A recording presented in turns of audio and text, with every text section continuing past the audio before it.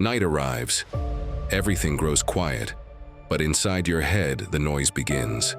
The day ends, your body asks for rest, and yet your mind starts replaying mistakes, imagining problems, and revisiting moments you can no longer change. Nothing has to happen around you for peace to disappear. All it takes is a mind that doesn't know how to stop. The truth is simple, even if almost no one accepts it. You don't struggle to sleep because you lack tiredness. You struggle because your mind keeps fighting when it should already be letting go.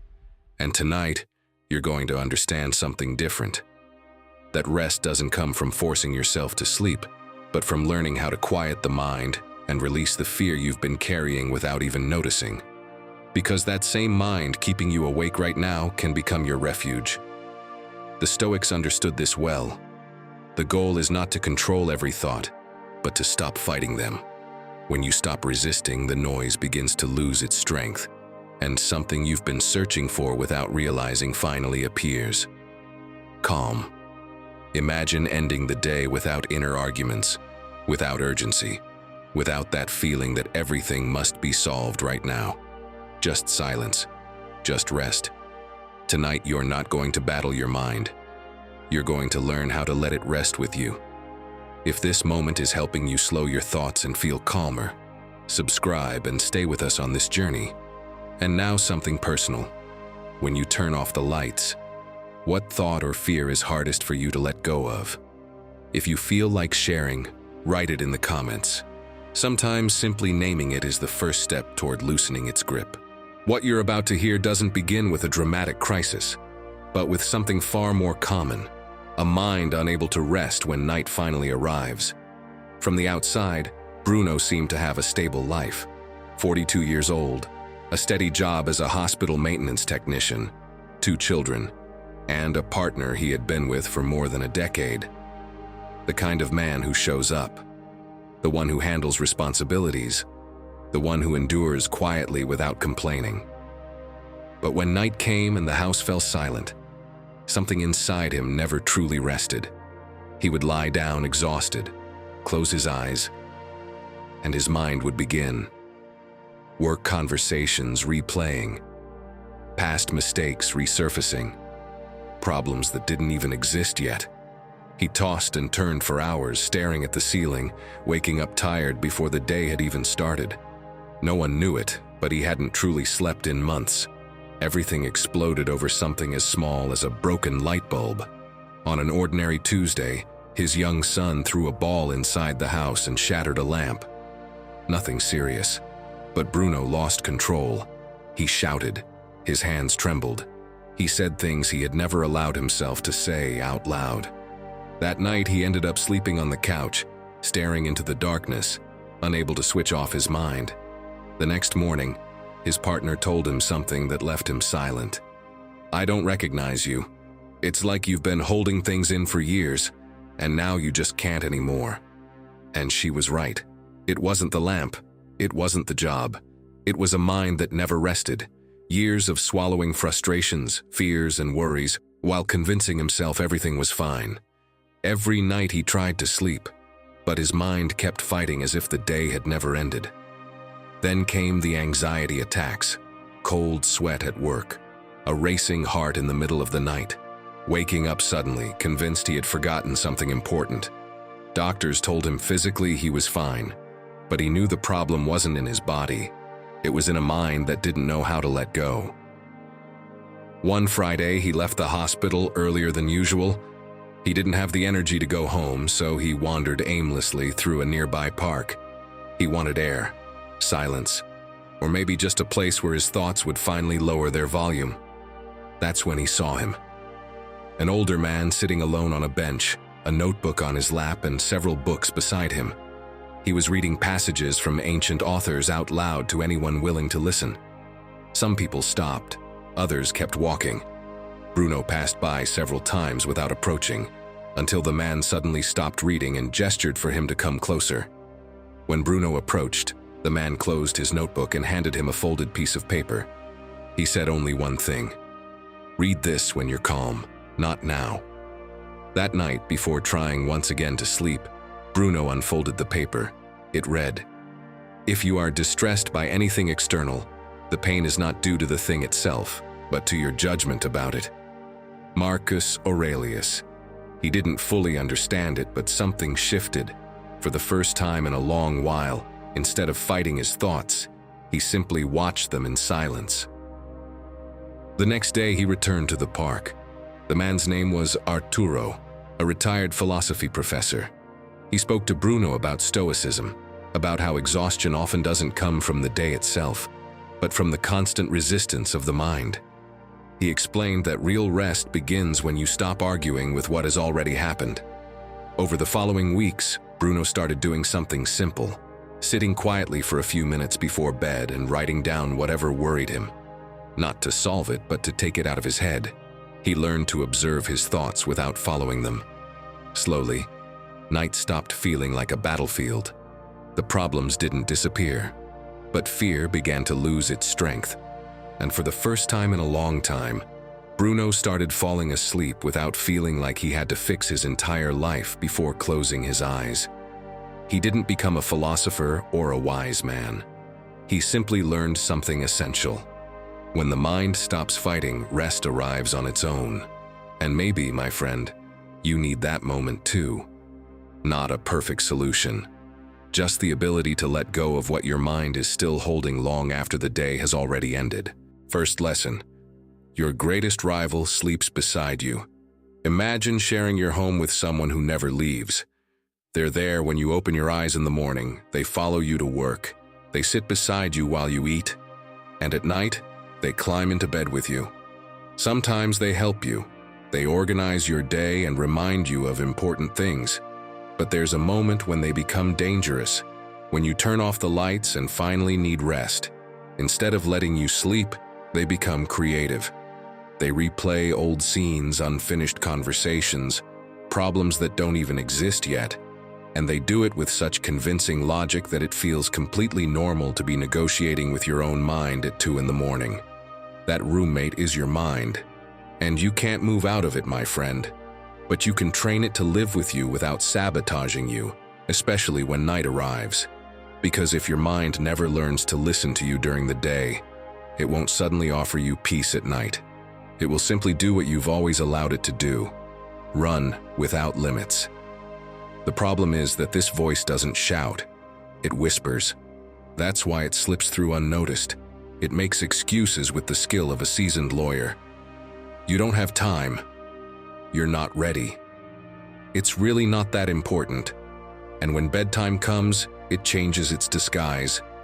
Now is the perfect moment to think everything through. If you don't solve it today, tomorrow will be worse. Go over it one more time, just in case.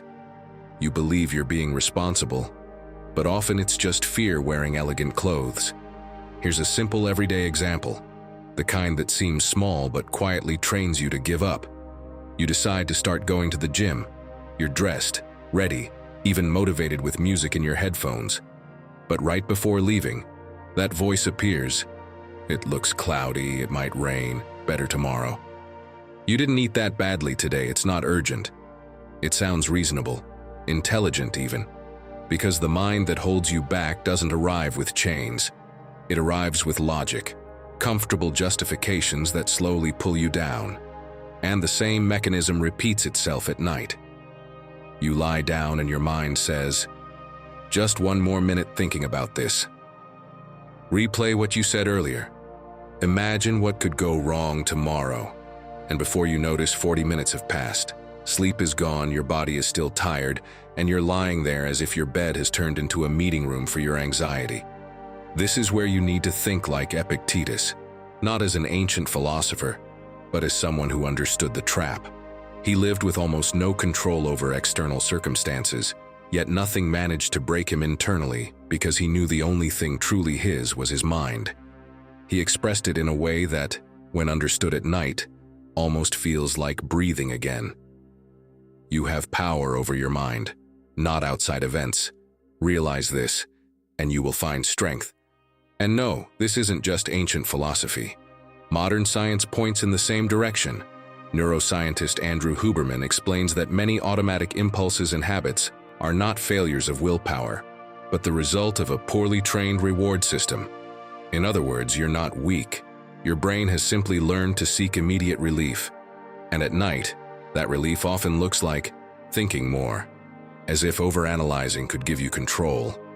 But all it really gives you is tension. So let me ask you something directly, because this lesson isn't meant to entertain you. It's meant to help you sleep better. Who is in charge inside your head when the lights go out? If your mind is your greatest rival during the day, at night it becomes even stronger, stealing your rest and leaving you drained for tomorrow. But the opposite is also true. When you begin to guide it, night becomes the place where you recover your strength. Try something simple tonight. No complicated rituals. Before going to bed, choose one sentence that marks the end of the day, as if you were lowering an inner curtain. Today is finished. Or, I'll think about this tomorrow. Say it once, slowly, and stop negotiating. You don't need to convince your mind. You only need to set the boundary. And when the sabotaging voice appears, don't argue with it. Notice it. Give it a name if you want, something that even makes you smile. The dramatic uncle, the fear lawyer, the catastrophe writer. The moment you name it, you separate it from who you are. It stops being me and becomes simply a part of your mind making noise. Then let your body take the lead, not through effort, but through small signals. Relax your jaw, drop your shoulders, exhale slightly longer than you inhale. Your mind can invent endless stories, but the body understands a very simple message. There is no danger now. And once the body understands that, the mind begins to lower its volume.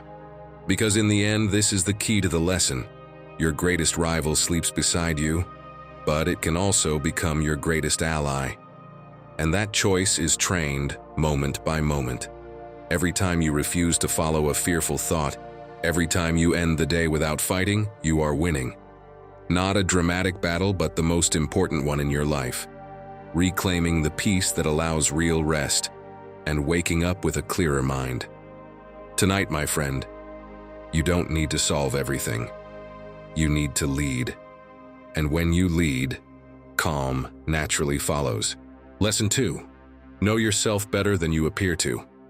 Let me ask you something honestly. Do you really know yourself? And I don't mean those silly personality tests that tell you whether you're more of a margarita or 4-cheese pizza. I mean truly knowing yourself. Knowing what drives you, what scares you, and which decisions you're making just because other people expect you to. Because insecurity doesn't come out of nowhere. It shows up when you spend more time looking outward than inward. Think about it. You spend weekends going to plans you don't even enjoy, just because others do. You stay out late at dinners, nodding and smiling, even though deep down you wish you were home reading in peace.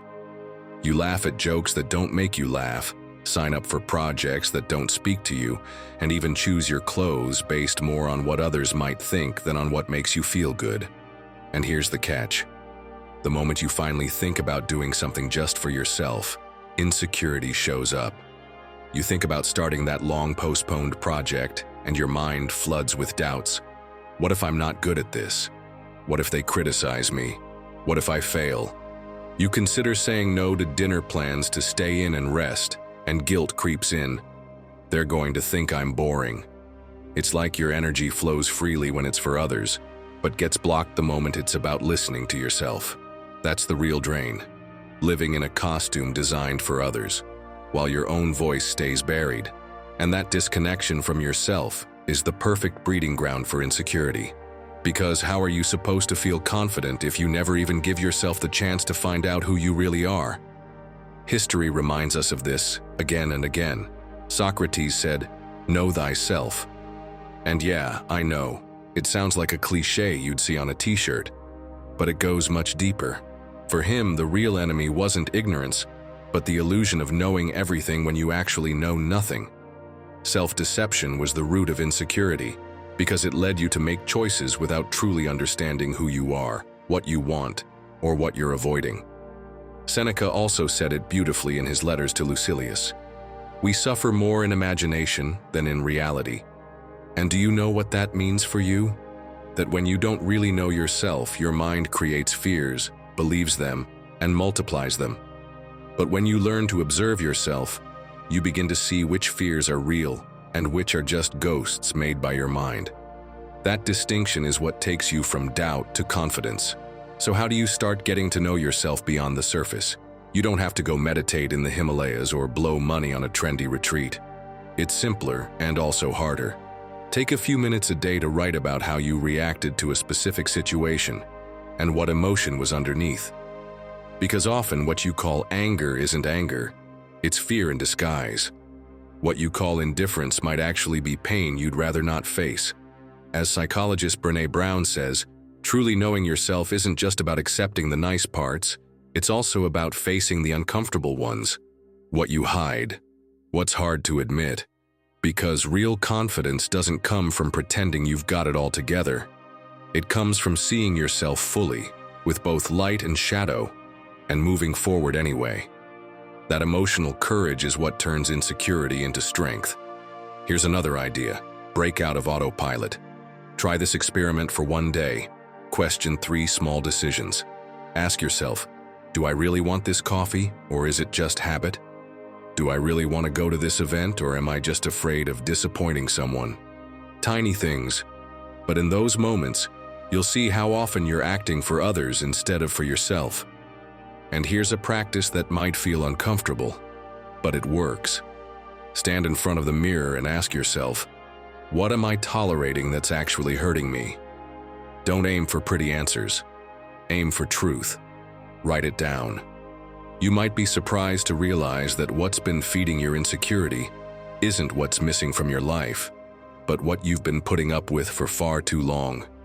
When you finally start to know yourself for real, your life stops being a theater of masks and becomes a clear, honest path. And that's where the shift happens. What used to be insecurity turns into confidence because you no longer need anyone's approval to walk with purpose. So ask yourself today, do you want to keep playing a role in a story written by someone else? Or start writing your own script? Because only by knowing yourself better than you appear to others can you truly eliminate insecurity from your mind and live with the clarity you've been searching for. Lesson 3. The chaos outside programs the chaos inside. There are days when you sit down to work and just can't focus. You open your laptop with every intention of making progress, but your mind is scattered. You jump from one thing to another without finishing anything. You get frustrated, and you think the problem is your willpower, that you need more discipline, more motivation, but you're misdiagnosing the issue. The problem isn't in your head, it's on your desk, in your room, in the mess around you that you've been ignoring for weeks. Because your environment isn't neutral. It's not just a backdrop to your life. It's a constant training field for your mind. And if that field is filled with clutter, with things out of place, with visual stimuli pulling you in 1,000 directions, your mind will respond to that. It will start working the same way, scattered, chaotic, with no clear direction. The Stoics understood this. Seneca lived simply, not because he was poor, he could afford luxuries, but because he chose not to have them. He knew that every unnecessary object is a distraction. Everything you accumulate is one more thing your mind has to process. And he wrote something that's still true today. If you want to live a calm life, devote yourself to what's essential and eliminate what's superfluous. And this isn't abstract philosophy, it's neuroscience. Your brain is constantly scanning your environment, looking for threats, opportunities, stimuli. Every object in your visual field is being processed, whether you're aware of it or not. Even when you think you're ignoring it, your brain is still registering it. And that costs energy. Researchers at Princeton studied this. They asked people to perform cognitive tasks in 2 different settings. One neat and organized, the other messy and filled with stuff. What they discovered was fascinating. In the cluttered space, the brain took longer to process information. Not because the people were slower, but because part of their cognitive capacity was being used to filter out the visual noise. Let me tell you something personal. For months, my desk was a disaster. Piles of papers, tangled cords, empty coffee mugs, open books I wasn't reading anymore. And every time I sat down to work, I felt resistance, like there was some invisible friction holding me back. I thought it was laziness, that I needed more caffeine or more motivation. Until one day, fed up with feeling stuck, I cleared everything off. It wasn't even a deep clean. I just removed the clutter, filed the papers, rolled up the cords, left only what was essential: my laptop, a notebook, a pen. And the next day when I sat down to work, something shifted. No resistance. My mind locked in almost instantly. And I realized the problem was never my discipline. It was my environment. Marcus Aurelius wrote his meditations in military camps, in the middle of war, surrounded by chaos. But he still created order where he could. Mental order through his writing, order in his routines, because he understood that you can't control everything happening outside, but you can control how you respond. And part of that response is creating spaces where your mind can operate without interference. And here's something important. This isn't about extreme minimalism. You don't have to live like a monk in an empty cell. It's about intentionality. Making sure that everything in your space has a reason to be there, not accumulating things out of habit. Creating an environment that helps you think, not one that constantly distracts you. Think about it. How many things around you do you no longer use? How many objects are just sitting there because they've been there for months and you've never bothered to put them away? Every one of those things is noise, and accumulated noise becomes chaos, and external chaos eventually becomes internal chaos. Want to organize your environment? Start small. Don't try to reorganize your whole house in a day. Choose one space, your desk, your nightstand, your kitchen counter, just one, and clear it completely. Remove everything that doesn't need to be there. Leave only the essentials. Then observe how you feel. Notice the difference. That clean space becomes a mental anchor, a place where your mind knows it can function well. And little by little, you expand that order to other areas. Second, create an order ritual. Every night before bed, spend 5 minutes tidying up your main space, not making it perfect, just making it orderly.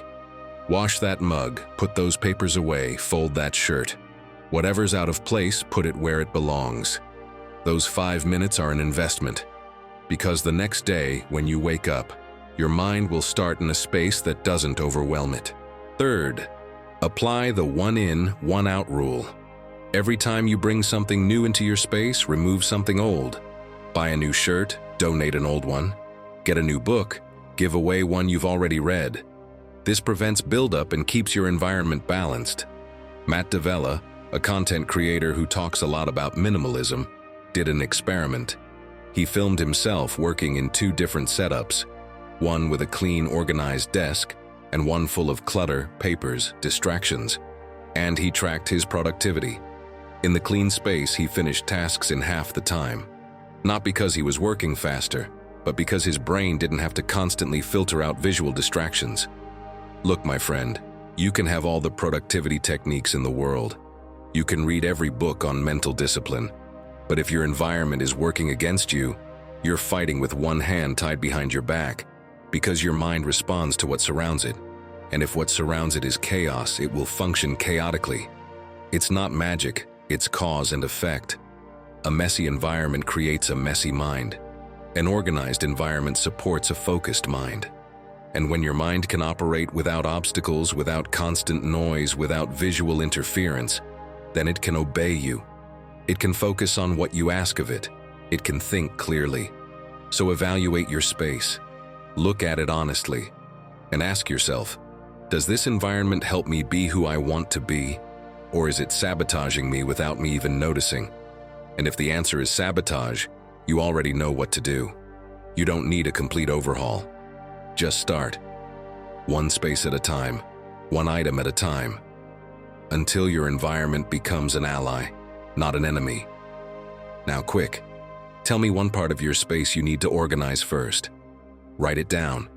Sometimes just putting it into words is the first step. Lesson 4. Comfort is holding you back. There's a truth most people don't want to accept. When your mind isn't trained, It doesn't look for what makes you grow. It looks for what's easy, immediate, familiar. It sells you comfort as rest. But what it's really selling is stagnation. Because comfort isn't always what you need. Sometimes it's what keeps you stuck. Picture a carnivorous plant wrapping around you. At first it feels soft, cozy, even pleasant. You relax, you settle in. But little by little, without noticing, the leaves begin to close. You can't stretch out anymore, can't move, can't escape. That's how comfort works. It doesn't arrive with shouts. It arrives with caresses. It tells you, relax, you'll do it tomorrow, while each day it traps you a little more. And when you finally open your eyes, you realize you're still in the same place, only weaker. Marcus Aurelius understood this clearly. His philosophy wasn't made of pretty words but of firm action. He said, "Do every act of your life as though it were the last." And he didn't say it to sound deep. He said it because he knew that if he gave in to immediate pleasure, if he fell into the trap of laziness, he'd be turning his back on his purpose. And you? How many times have you turned your back on yours for 5 minutes of rest? Picture this. You promised yourself you were going to eat healthier. It wasn't a whim. Your doctor warned you, your sugar levels are sky high, constant fatigue isn't normal, and the extra weight is taking a toll. You said this time you were serious. You were going to cook more at home, stay away from ultra-processed food, take care of your body. But nighttime comes. You're exhausted. You get home, kick off your shoes, and see the ingredients on the counter. Broccoli, brown rice, a chicken breast waiting for days. But you think, I've got to chop it, wash it, cook it. And your finger, almost on its own, opens the fast food app. Just today, you tell yourself, tomorrow I'll start. But tomorrow will be the same. Because, no, my friend, this isn't a lack of willpower. It's comfort in disguise. And that comfort is holding you back more than any real problem. And that's what happens to many. Their mind breaks them because they say, I've got nothing left in me, or I just need to disconnect. But hear this. There are people who've learned to master that escape reflex.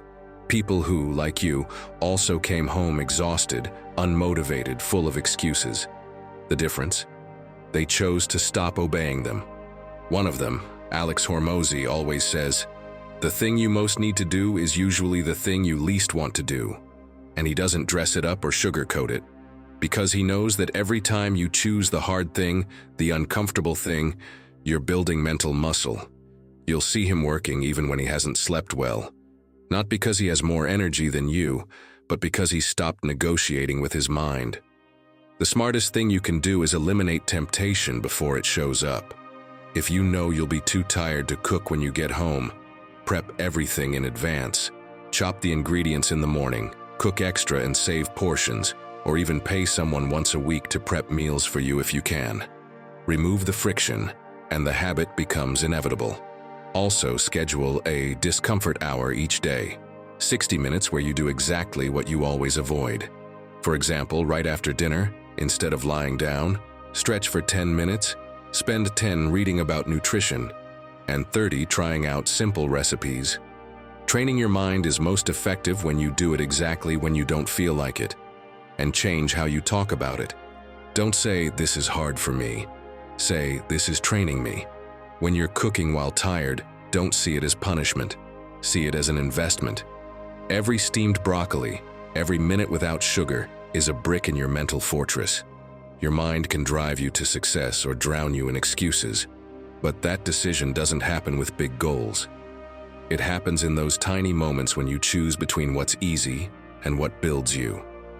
Now I want you to do something. Head to the comments and tell us what's the discomfort you're going to face today. Write it down and let this community support you. Because when you share it, it gets lighter. And when you act on it, you transform. Lesson 5. You are what you train every day. The Stoics had a clear obsession. What you repeat ends up shaping who you are. Seneca said it brilliantly. Each day is a miniature life. And think about how powerful that is.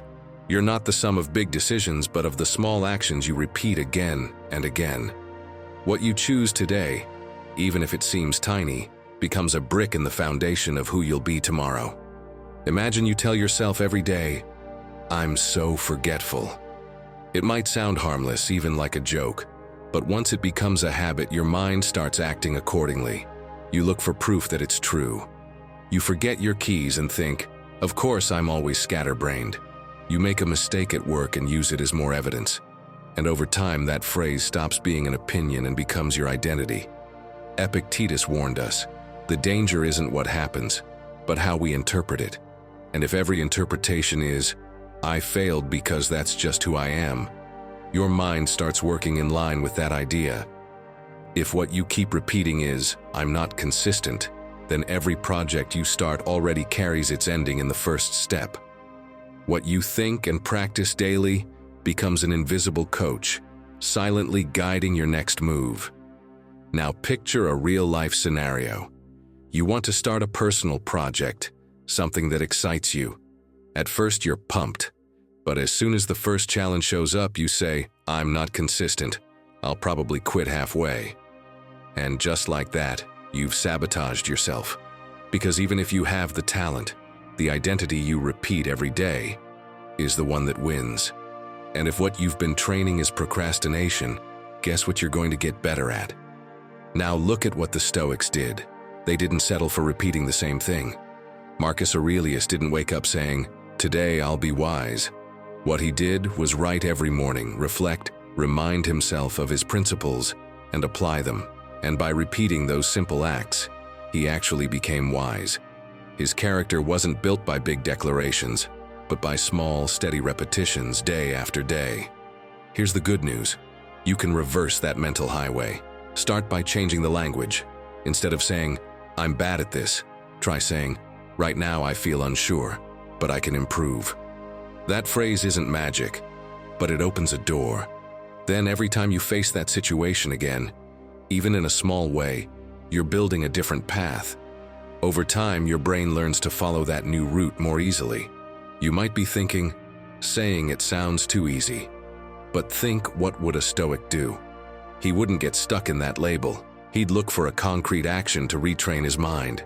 For example, before speaking in public, stand in front of the mirror, straighten your back, and smile.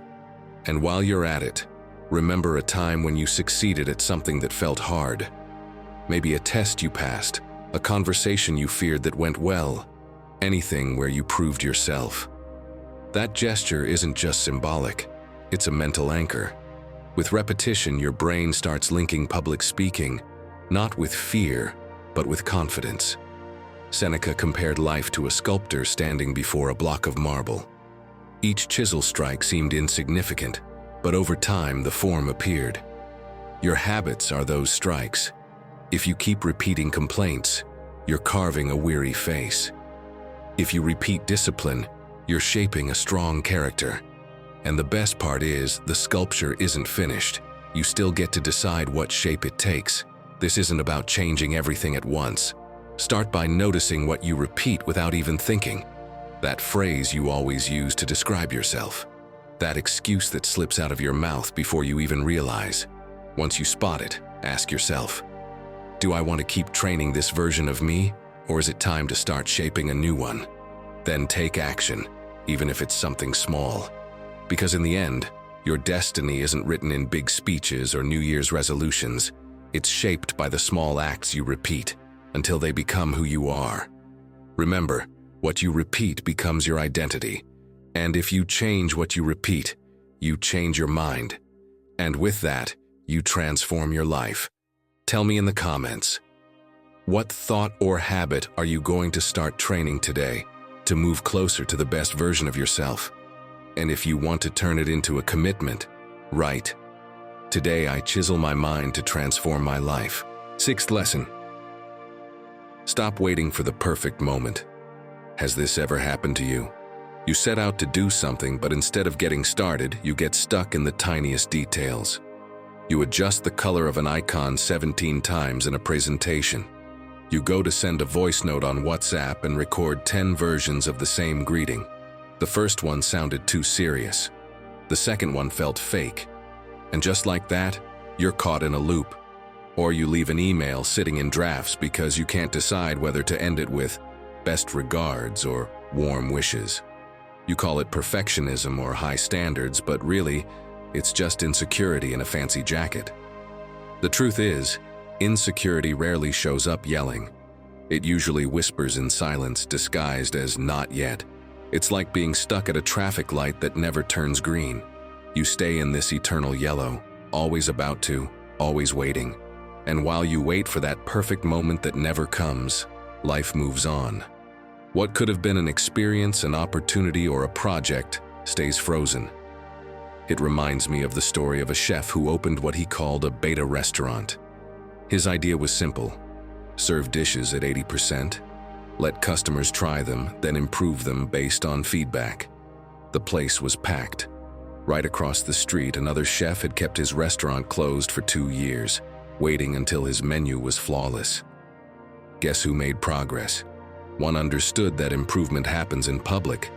The other stayed stuck in his cave. And that's the problem. Chasing perfection takes you further away from sharing what's inside you. You work so hard to make everything flawless that you forget the most important part: doing it. You keep waiting for the perfect moment, like it's going to show up on its own, but it won't. Marcus Aurelius wrote it clearly in his Meditations. Don't wait for Plato's Republic. Be content if you're moving forward, even just a little. In other words, stop putting your life on hold for something ideal. Celebrate small progress. That's where true strength lives. Picture him today with a digital task board, dragging a card to done with a smile. Don't wait for Plato's Republic or the perfect filter. And here's the thing: science backs it up. Researchers like Thomas Curran and Andrew Hill studied decades of data and found that perfectionism has skyrocketed in recent generations. And with that, so have anxiety and depression. More perfection means less well-being. We're not talking about discipline. We're talking about insecurity disguised as high standards. Think of a real example from your life. Let's say you're putting together a portfolio for a project. You've spent 3 weeks deciding whether thumbnail 3 needs a 12% or 16% shadow. Meanwhile, someone else with fewer doubts already sent theirs in, got feedback, improved it in 2 rounds, and is now getting paid. The difference wasn't talent, it was action. Here's the key. Every time you take action, even while afraid, you send a message to your mind. You say, I can trust myself. And that's worth more than any perfection. My friend, insecurity is defeated through action, not when everything is flawless, but when you have the courage to start, even clumsily. Because confidence isn't found in waiting, it's built. So what can you do to break out of that mental loop where insecurity keeps you stuck? Try something simple. First, try the public 80-20. Take something you're working on, anything, a text, a design, a video. Instead of tweaking it endlessly, stop when it's 80% done. Share that version, even if it feels unfinished. Show it to a friend, send it to a client, or post it in your community. Let the world give you feedback and improve it along the way. Trust me, moving forward with something imperfect teaches you more than spending weeks locked in, fixing a detail no one will ever notice. Second, try the error date. Set a 25-minute timer and pick a task you've been avoiding out of fear of messing up. Send that email, record that video, show that rough draft. Do it in that time and send it as it is. When that little voice pops up saying it's not perfect, answer out loud, progress matters more than appearance. And keep going. My friend, next time perfection tries to keep you parked, remember that traffic light stuck on yellow. If you wait for it to turn green, you'll be stuck there forever. You're the one who has to move, even if you're unsure. Because in the end, confidence isn't built by avoiding mistakes. It's built by daring to try so many times that you stop fearing them. So tell me, what could you finally let go of this week if you stopped chasing perfection? If you truly want to eliminate insecurity from your mind, the answer isn't perfection, it's movement. The courage to show up, to fail, and to learn. Confidence is born from repetition, not from a lack of mistakes. Lesson 7. Your mind doesn't need drama, it needs direction. Have you ever noticed that when something goes wrong, your mind doesn't waste a second before writing the worst possible script? As if you had an inner playwright determined to turn every setback into a Greek tragedy. The Stoics knew that impulse was real, but they also understood something even more important. The mind doesn't need more fire. It needs someone to hold the wheel. I don't know if you've seen it, but there's a viral video of a pilot landing a commercial plane in brutal crosswinds. The aircraft sways. It tilts dangerously to one side. Passengers are screaming. Anyone would think it's the perfect moment to panic. But if you listen to the cockpit recording, what you hear is completely different. The pilot's voice is calm, steady. He's not denying the danger. He's simply not dramatizing it. He's making adjustments, communicating with the tower, making decisions. And the plane lands perfectly. In an interview later, they asked him how he stayed calm, and his answer was simple. Panic doesn't land planes. Decisions do. That difference, the ability to shift from drama to decision in the middle of chaos, is exactly what separates a mind that obeys you from a mind that drags you down.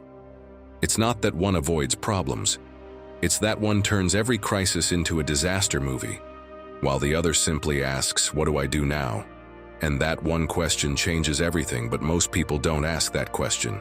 They ask the other one, the one that paralyzes you. Why is this happening to me? Why now?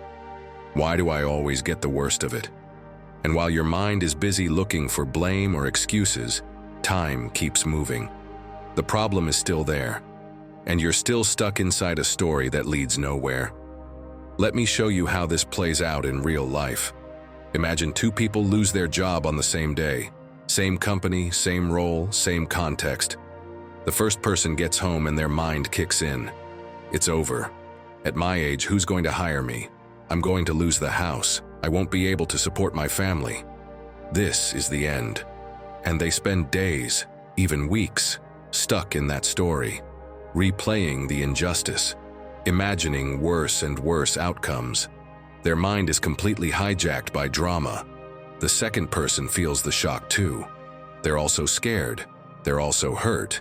But after allowing themselves to feel that, they ask a different question. What can I do today? And even if the answer is small, updating their resume, calling a contact, now there's movement, there's direction.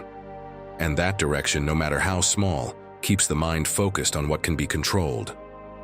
6 months later, the first person is probably still mentally stuck. Maybe they found another job, but they carry the resentment like a heavy backpack. The second person didn't just move forward, they learned, they grew, because they didn't let their mind dramatize to the point of paralysis.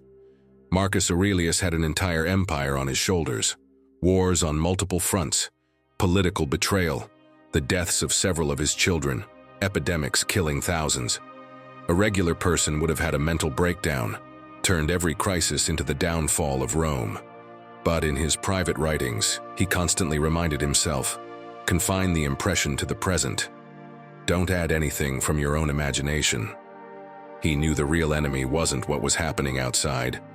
It was what his mind could do with it if left unchecked. And this isn't just ancient philosophy. Cognitive psychology backs it up with data. There's a phenomenon called catastrophizing. It's when your mind takes a fact and spins it into the worst-case scenario. Studies show that people who catastrophize consistently experience higher levels of anxiety, depression, and chronic stress. Not because worse things happen to them, but because their interpretation of events multiplies the suffering. An unanswered message becomes total rejection. A mistake at work becomes an imminent firing. One awkward conversation becomes the end of a relationship. And your mind, constantly fed these narratives, goes into survival mode. And a mind stuck in survival mode can't think clearly. It can't make sound decisions. It can only react out of fear. Epictetus saw it in his own students. They came to him with real problems but catastrophic interpretations. And he told them something that sounds harsh, but was absolutely necessary. It's not things themselves that disturb us, but our opinions about them. He wasn't minimizing their struggles. He was pointing to where the real power was, in the meaning you give to what happens. So how do you train your mind to stop dramatizing everything? First, you need to understand that drama feels productive. It feels like you're doing something, like you're preparing for the worst, but you're not preparing. You're draining yourself before the problem even arrives. It's like running a mental marathon before the real race even starts. And by the time it does, you've got no energy left. There's one question that cuts through drama like a knife. Did this already happen, or am I making it up? Because if you're honest, 90% of what stresses you out hasn't actually happened. They're future scenarios your mind is writing, and most of them never will happen. But while you're writing them, you suffer as if they already did. That's voluntary suffering. And the worst part is, when something really bad happens, you've already burned through your energy imagining fake disasters. When you catch your mind going into catastrophe mode, there's something that works better than trying to shut down the thoughts. Exaggerate them on purpose. If your mind says, "This is going to go wrong," take it further. Yes, it'll go so wrong, I'll lose everything. End up living in a cardboard box, talking to pigeons and using newspapers as blankets. Sounds ridiculous, right? That's the point. When you consciously exaggerate the drama, your brain sees the absurdity. And from there, it can come back to reality. Cognitive therapists use this technique all the time. It's called cognitive diffusion. And it works because it breaks the seriousness with which you treat catastrophic thoughts. You're not denying that something could go wrong. You're just stripping the thought of its absolute power. You're reminding your mind, not every thought is a prophecy. Another strategy that completely shifts your mental state is replacing why with what now. Because why did this happen to me keeps you in the past, blaming, justifying, repeating the story over and over. But what can I do now pulls you into the present, into what you control, into action. And action breaks the drama, always. The moment you start moving, even if it's just baby steps, your mind escapes the loop. Because a mind in motion doesn't have time to get trapped in endless mental stories. It's busy doing, solving, progressing. And with each action, no matter how small, you're teaching your mind that problems don't paralyze you, that you can respond, that you can decide. And here's something few people understand. Shifting from drama to direction doesn't mean denying how you feel. If something hurts, it hurts. If something scares you, it scares you. The point isn't to pretend everything's fine. The point is not to get stuck there, not to settle into suffering as if it's your only option. Feeling is human. Dramatizing is a choice. There's a difference between processing an emotion and feeding it until it turns into a full-blown mental soap opera. Processing is, this hurts. I need time to feel it. Dramatizing is, this hurts, and this always happens to me, and I'll never get out of this, and everything is lost. One helps you heal. The other keeps you wounded. Navy SEALs train something called tactical breathing for high-stress situations. When they're in the middle of chaos, they don't try to erase the fear. They recognize it. Then they pause physically. Inhale for 4 seconds. Hold for 4. Exhale for 4. Hold for 4. That simple pattern tells the brain, we're okay. We can think. We're not in immediate danger. And from that space, they can make decisions, not just react. You can do the same. When your mind starts spiraling into drama, don't fight the thoughts. Acknowledge them. Then create a pause. Breathe. Ask, which part of this is real and which part is just a story? That question gives you back control, because you may not be able to change what's real, but you can stop feeding the story. Look, my friend, life will keep bringing problems. There's no escaping that. But the difference between being dragged by every problem and facing each one with clarity is entirely in your hands. Not in the circumstances, but in how you choose to interpret and respond to them. Lesson 8. Your excuses are chaining you down. I'm not going out today because it's cloudy. I'll start on Monday. I need to feel inspired. I just don't have the right setup right now. It's cold, so I won't shower. I'll do it tomorrow. It sounds absurd when you hear it out loud. But if you stop and think, how many times have you told yourself something just as ridiculous to avoid doing what you know you need to do? That's the thing about excuses. They seem harmless, they stroke your ego, and they convince you it's better to stay put. And the more you repeat them, the more comfortable they become. Imagine them like a pair of shoes that at first feel padded, soft, perfect for walking through life without pressure. But over time you realize they're too tight. They rub, they cause blisters, and when you finally take them off, you see the marks they've left behind. That's what excuses do. They protect you, yes, but at the cost of holding you back. Musonius Rufus, one of the great Stoic teachers, made it crystal clear in a quote worth gold. The true philosopher is the one who does what is right, even when no one is watching. Because the problem with excuses isn't just that they slow you down, it's that they pull you away from yourself, from what you know you should be doing, from your own integrity. And that's the point. If you only do the right thing when someone's watching, or if you avoid it because you're afraid to fail, then you're not choosing freely. You're being dragged by your own mind, trained to retreat before you've even tried. And just like that, without noticing, you become someone who gives up before they've even started. Now picture this. You promised yourself that this month you'd finally get that project off the ground. You even have the first video halfway ready. You've got the idea, the script, the message. But when it's time to record, the buts show up. The lighting's not great. I don't have the right camera. Better to wait for the weekend. And you accept it, because it sounds reasonable, like a thoughtful decision. But if you're being honest with yourself, you know you've used that same excuse before. Many times, and every time you use it, you drift further away from what you really want to do. You know why this happens? As Spanish neurolinguist Luz Rayo explains, when an excuse gets repeated more than 3 times, it's no longer an explanation. It's a defense, a wall your mind builds to protect you from fear. Because deep down, you're not afraid of the lighting. You're afraid of being exposed, of having to prove your worth, of feeling vulnerable.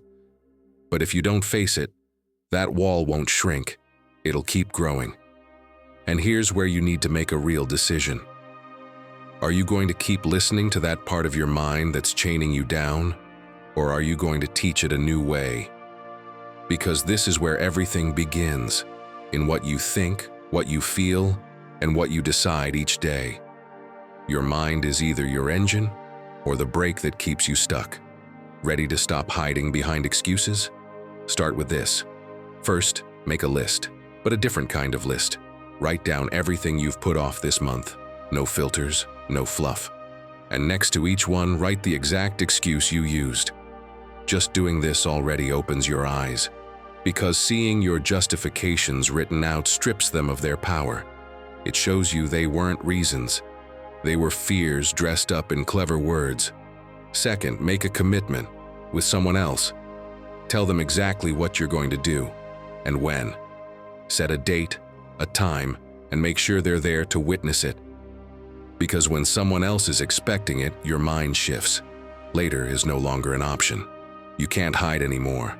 And here's the best part. When you do it, when you follow through, your mind takes note and starts training itself to move forward, not retreat. My friend, if every excuse were a stone, how many more are you going to carry before you can't move at all? Because every "I'll start tomorrow," every "not today," every "maybe later" piles up. And in the end, it's not that you can't move forward, it's that you've trained your mind to stop so often. It's forgotten how to move. 9th lesson, you shine even without applause. Imagine your life is a play. The curtain is ready to rise, the lights are on, and you already know your role. But instead of acting, you just stand there, frozen in the middle of the stage, staring at the audience, waiting for someone to applaud before you say your first line. Absurd, right? And yet, that's how many people live, stuck, waiting for someone else's approval before they dare to take action. The Stoics would have seen this as a modern tragedy. Epictetus put it bluntly, other people's opinions are contagious, and if you're not careful, you start adopting attitudes that aren't even yours. Marcus Aurelius, Emperor of Rome, could have easily become a slave to validation. Everyone had an opinion about his decisions. Senators, generals, even the people on the street. If he'd tried to please them all, he would have ended up a puppet, pulled in every direction. His secret? Anchoring himself in what he knew was right, even when no one clapped. Sound familiar? You're standing in front of your closet, trying to pick an outfit, and the first thing you think is, what will people say if I wear this? You want to start going to the gym, but your motivation fades because your friends aren't up for it. You've got a great project idea, but you pause, waiting for your family to say, "Go for it, that's a great plan." And if you don't get that signal, your confidence drops instantly. Can't you see the problem? Your life stops being yours. It becomes a board game where everyone else moves your pieces. I can't imagine a Stoic living like that.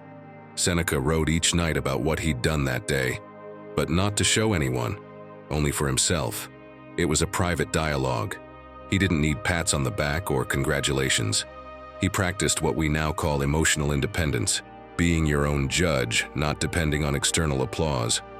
So here's something practical you can try, something that could truly shift the way you think. What I call an invisibility exercise. Do something you'd normally post or talk about, but this time do it quietly, just for you. If you write, write without publishing.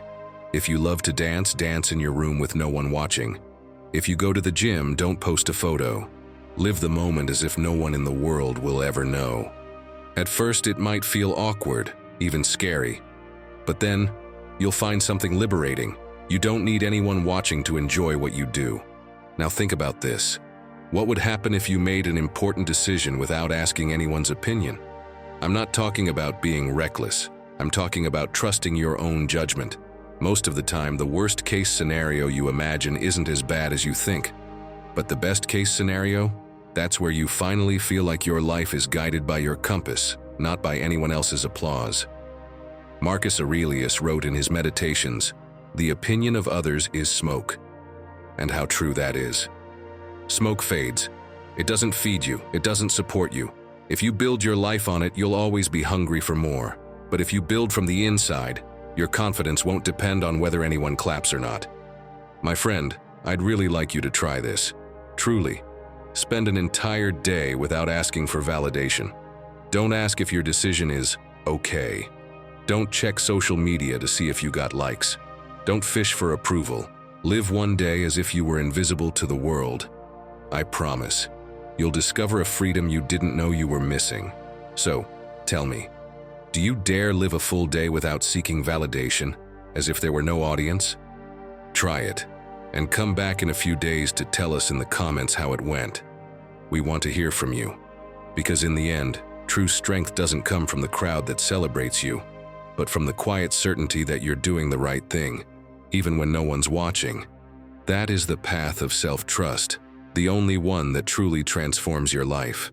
Lesson 10. Turn doubt into action.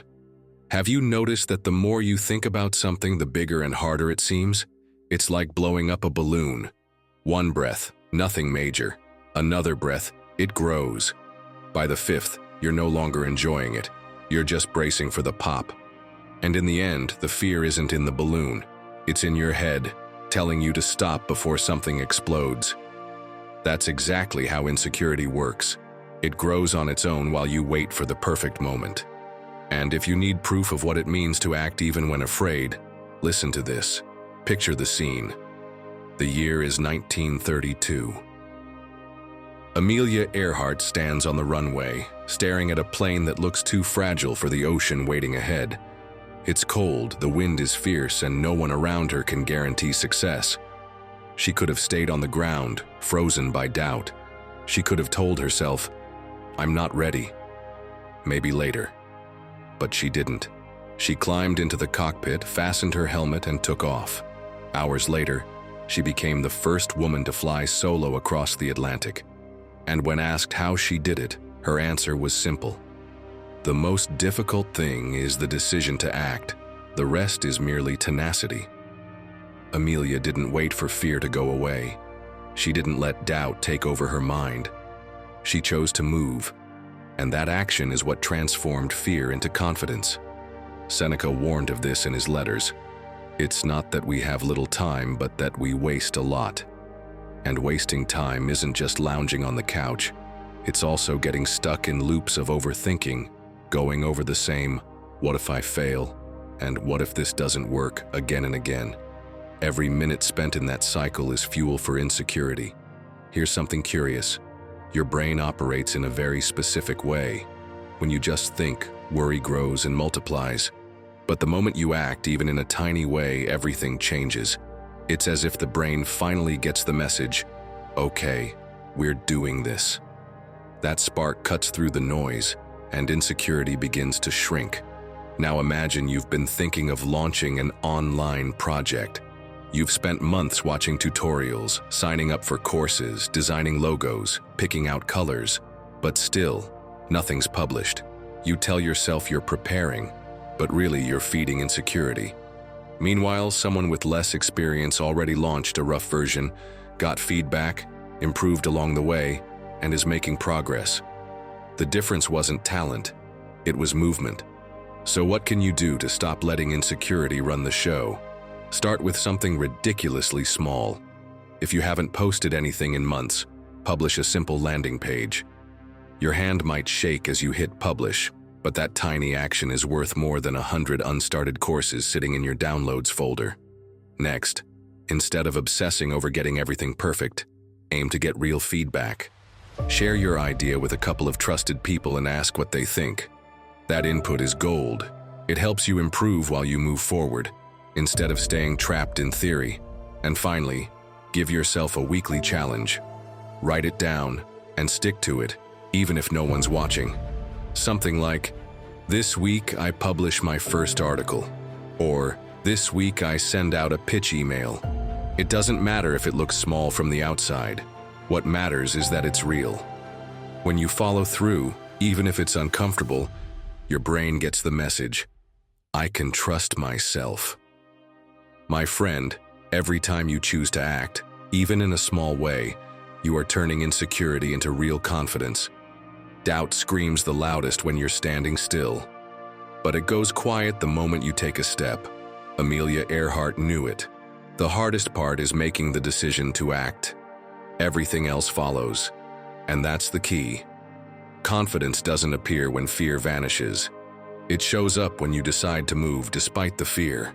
Because the only way to eliminate insecurity from your mind is to stop inflating the balloon and dare to let it go.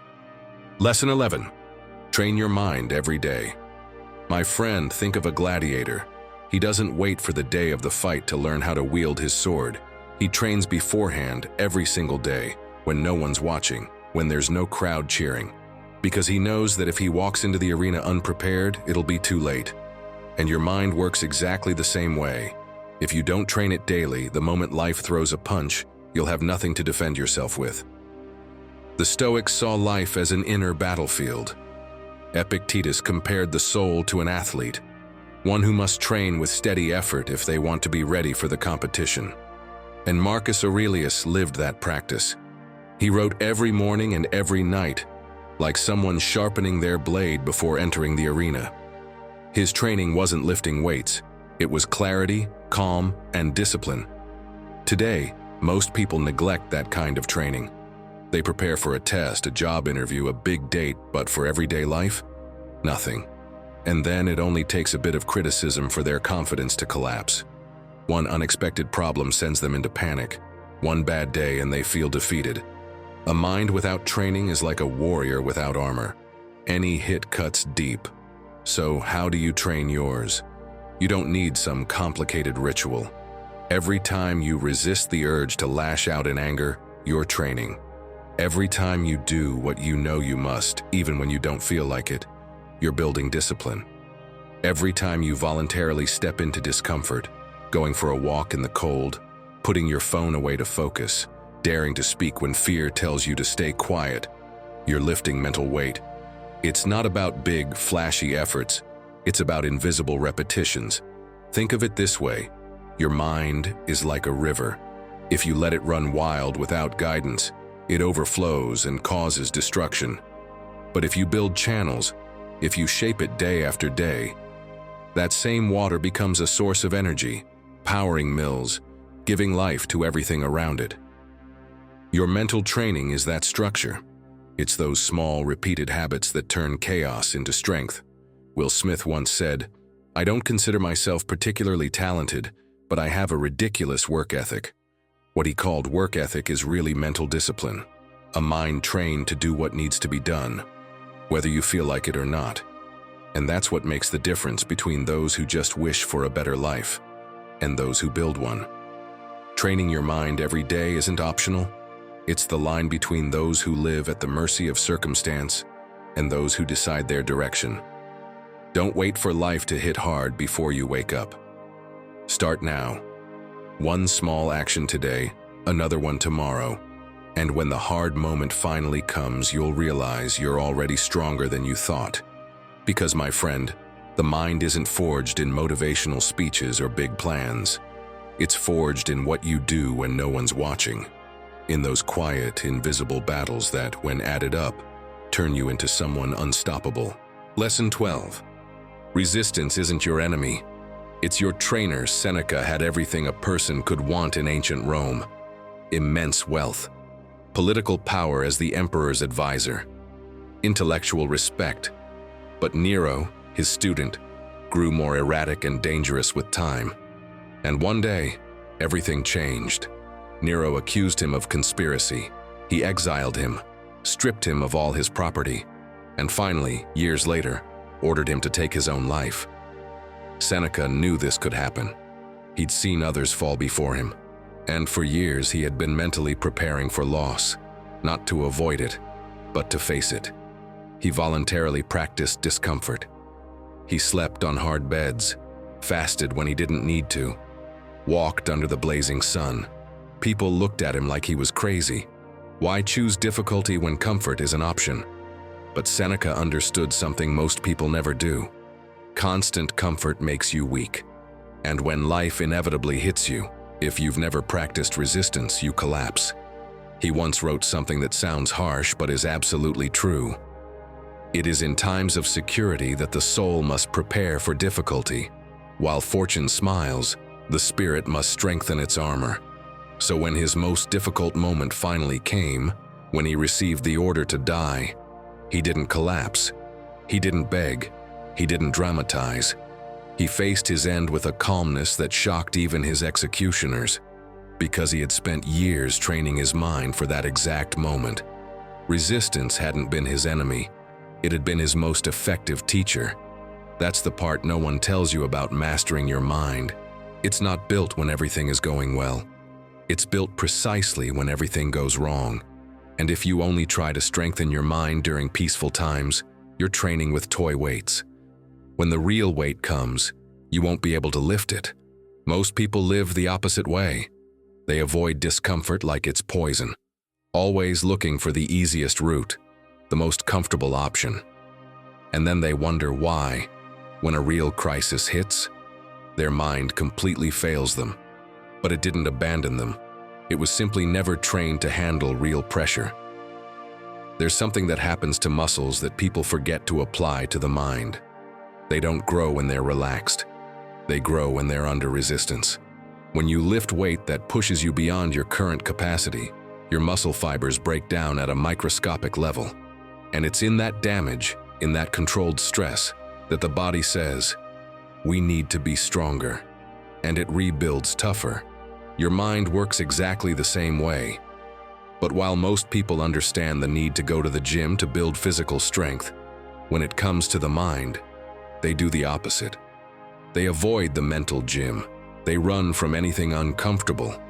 And then they complain about having a weak mind. Marcus Aurelius lived this in a brutal way. He wasn't a philosopher writing from the comfort of a library.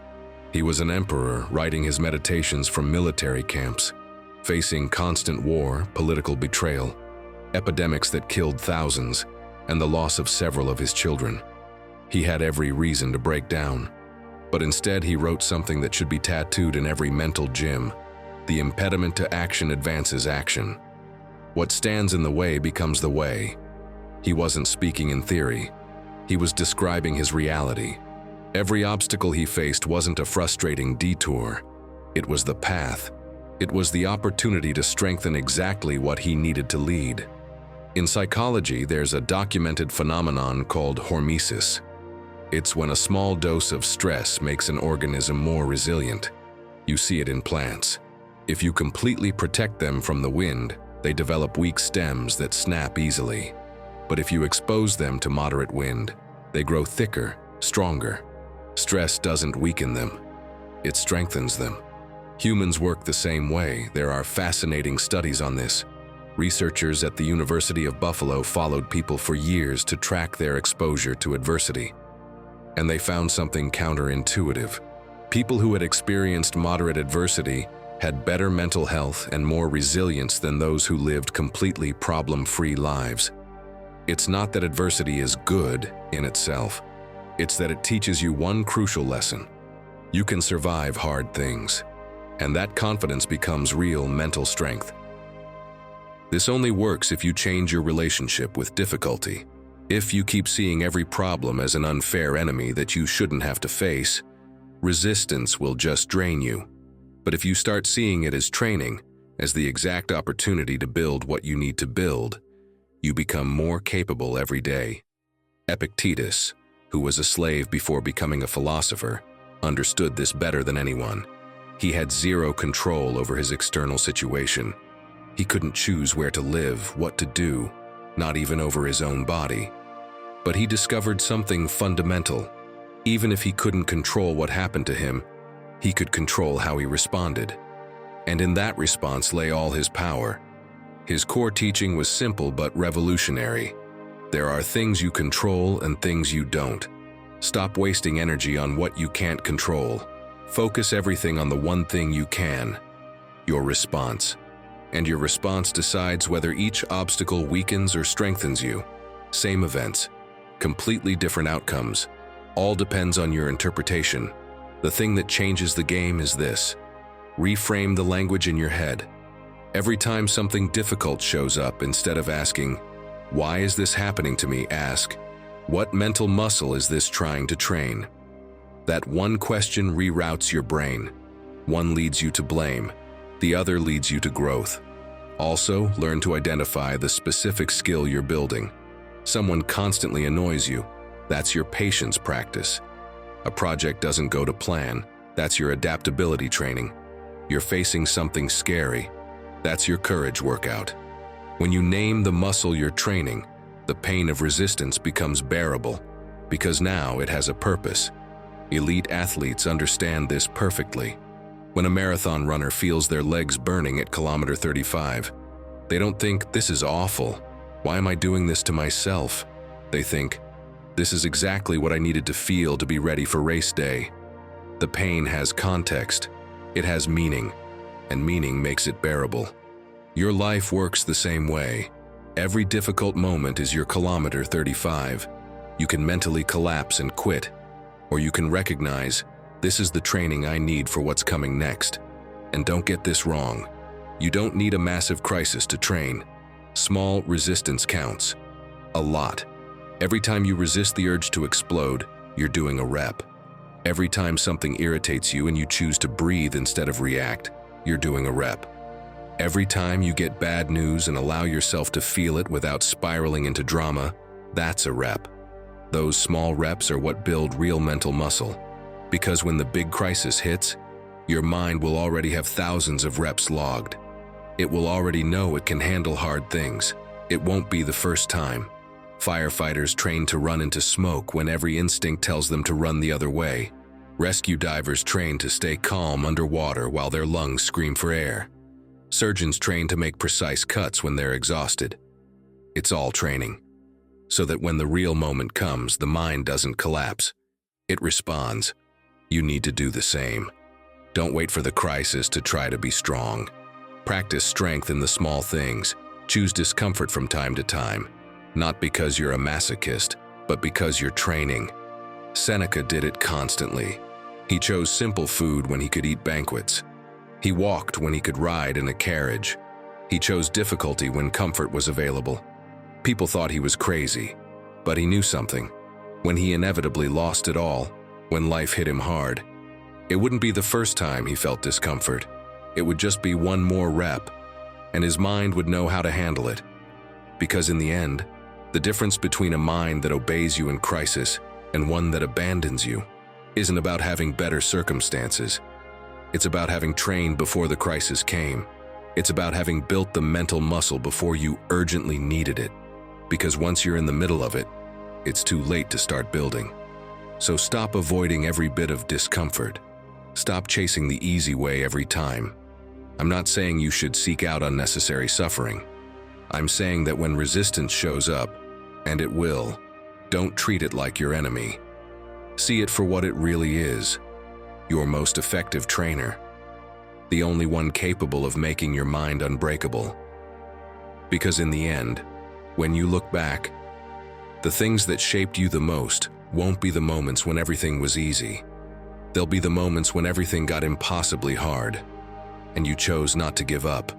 When your mind wanted to collapse, but you kept it steady. Those are the reps that truly matter, and your mind remembers. So the next time something hard comes, it already knows one fundamental truth. It can count on you. You've trained for this. You're ready. Lesson 13. What you don't face controls you. My friend, not everything you ignore disappears. Sometimes it grows quietly, just like what happened to the man in this story I'm about to tell you. A farmer had a dog that barked non-stop every night at a dark corner of the barn. The farmer, tired of it, would yell at him to shut up, lock him up, scold him, but never stopped to check what was actually there. Over time, he started avoiding that side altogether, walking around it, even stopped storing things there. The dark corner began to dictate how he moved, what he did, and even the decisions he made. One day, that part of the barn collapsed. What had been there all along was a rat infestation, slowly gnawing away at the structure from the inside. The lesson? What you avoid eventually starts directing your life. What you don't face ends up controlling you, without you even noticing. And I'm telling you this from experience. For months, I carried a thorn no one could see. A friend owed me money.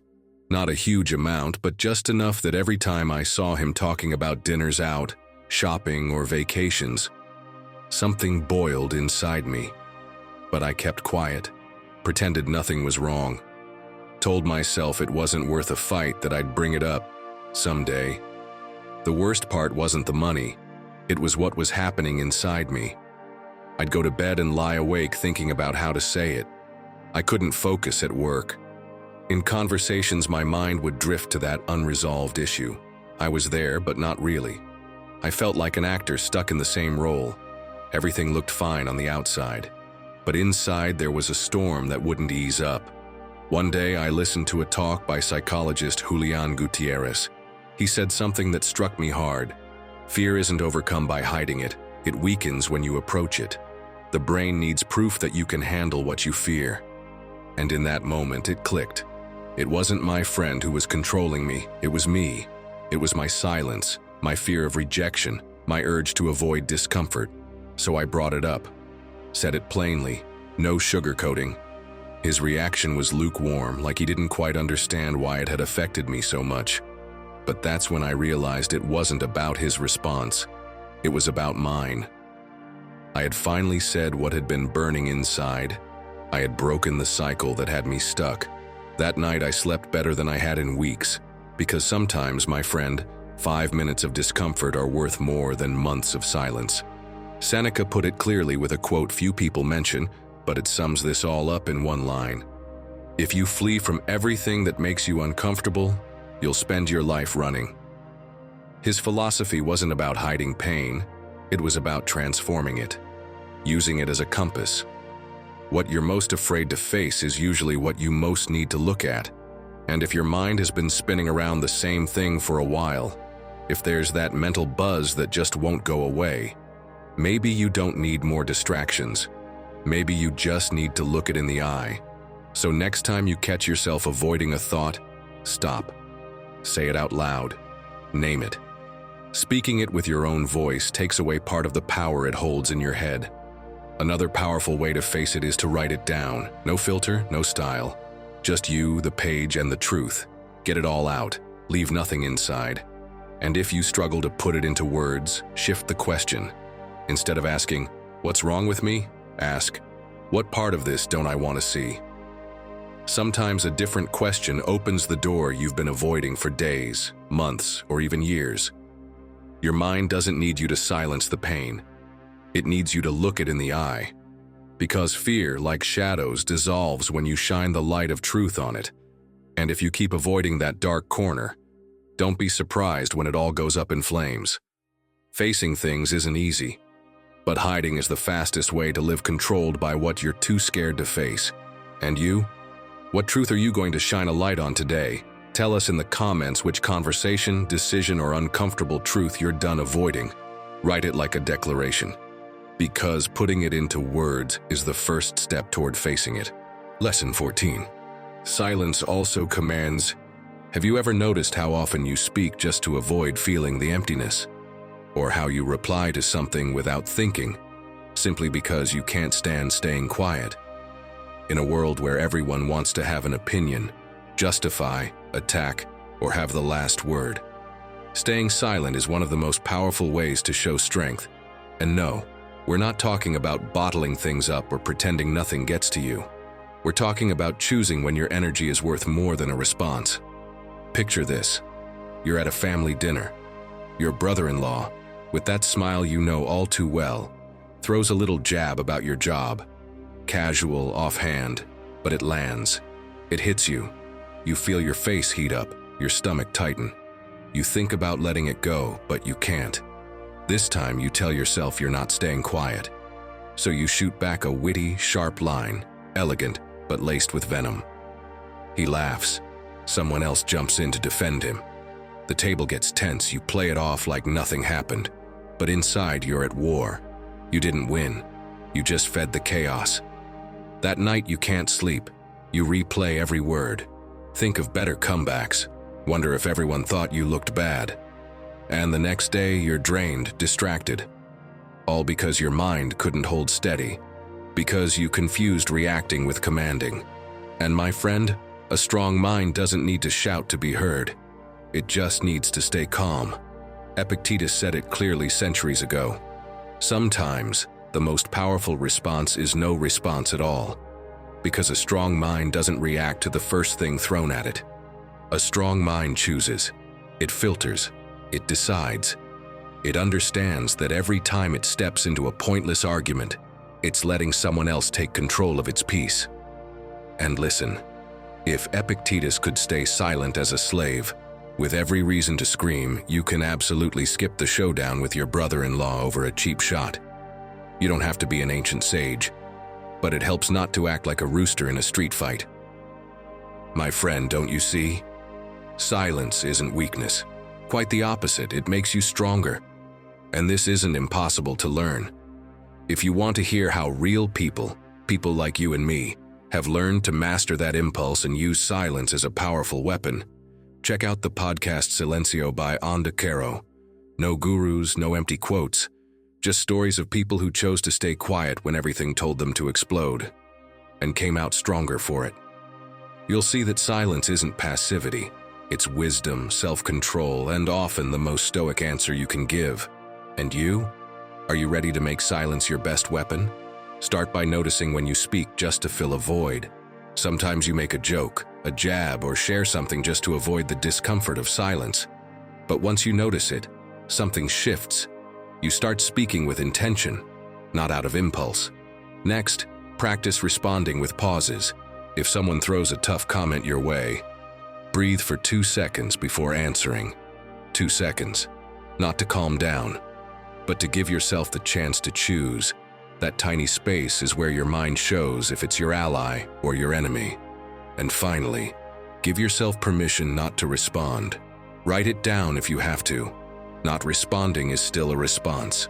Because no, you're not obligated to answer everything, or to always explain yourself, or to open up to someone who isn't willing to understand. Silence also builds your character, and often it protects it. Maybe the most powerful thing about you isn't your voice, or your perfect argument, or your ability to clap back. Maybe what really shakes people is that you don't need to prove anything, that they can say whatever they want, and you keep eating in peace. Because when your mind is calm, the noise outside can't control you.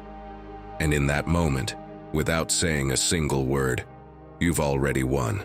So far, you've seen how a strong mind isn't built overnight. It's trained, it's tested, it's chosen, every day. But be careful, my friend, because it can also become its own enemy. Because sometimes the harder you push, the more you break. And real strength isn't always about gritting your teeth. It's knowing when to let go. Stick with me, because what comes next isn't about pushing harder. It's about learning to release at the right time, and that, I assure you, is also control. Lesson 15. Change what you believe about yourself. How many times have you caught yourself saying things like, "That's just how I am"? You repeat it with such certainty that it feels like an absolute truth. "I'm not good at public speaking. I suck at numbers. I've never been charismatic." The strange thing is, those phrases weren't born with you. They're not written into your DNA. They were built at some point, maybe after a hurtful comment, a failure that hit harder than you expected, or an unfair comparison. And ever since, they've stayed there like outdated software running in your mind, blocking every attempt to move forward. It's like trying to install a new program on an old computer. No matter how many times you try, the system keeps crashing. Not because the program is broken, but because the operating system was never updated. Your beliefs work the same way. You try to start new projects, make decisions, open up to people, but your mind is still running on labels from years ago. And of course, it crashes. Not because you can't, but because you're still obeying old commands. Take Oprah Winfrey. She grew up being told she came from an impossible place, that her destiny was limited by her background. She could have accepted those beliefs as a life sentence. Many people would have. But she chose to change what she believed about herself. In interviews, she says it clearly. What you believe about yourself is what you end up living. And thanks to that inner shift, she built an empire nobody saw coming. What would have happened if she'd stuck with, "I don't fit in"?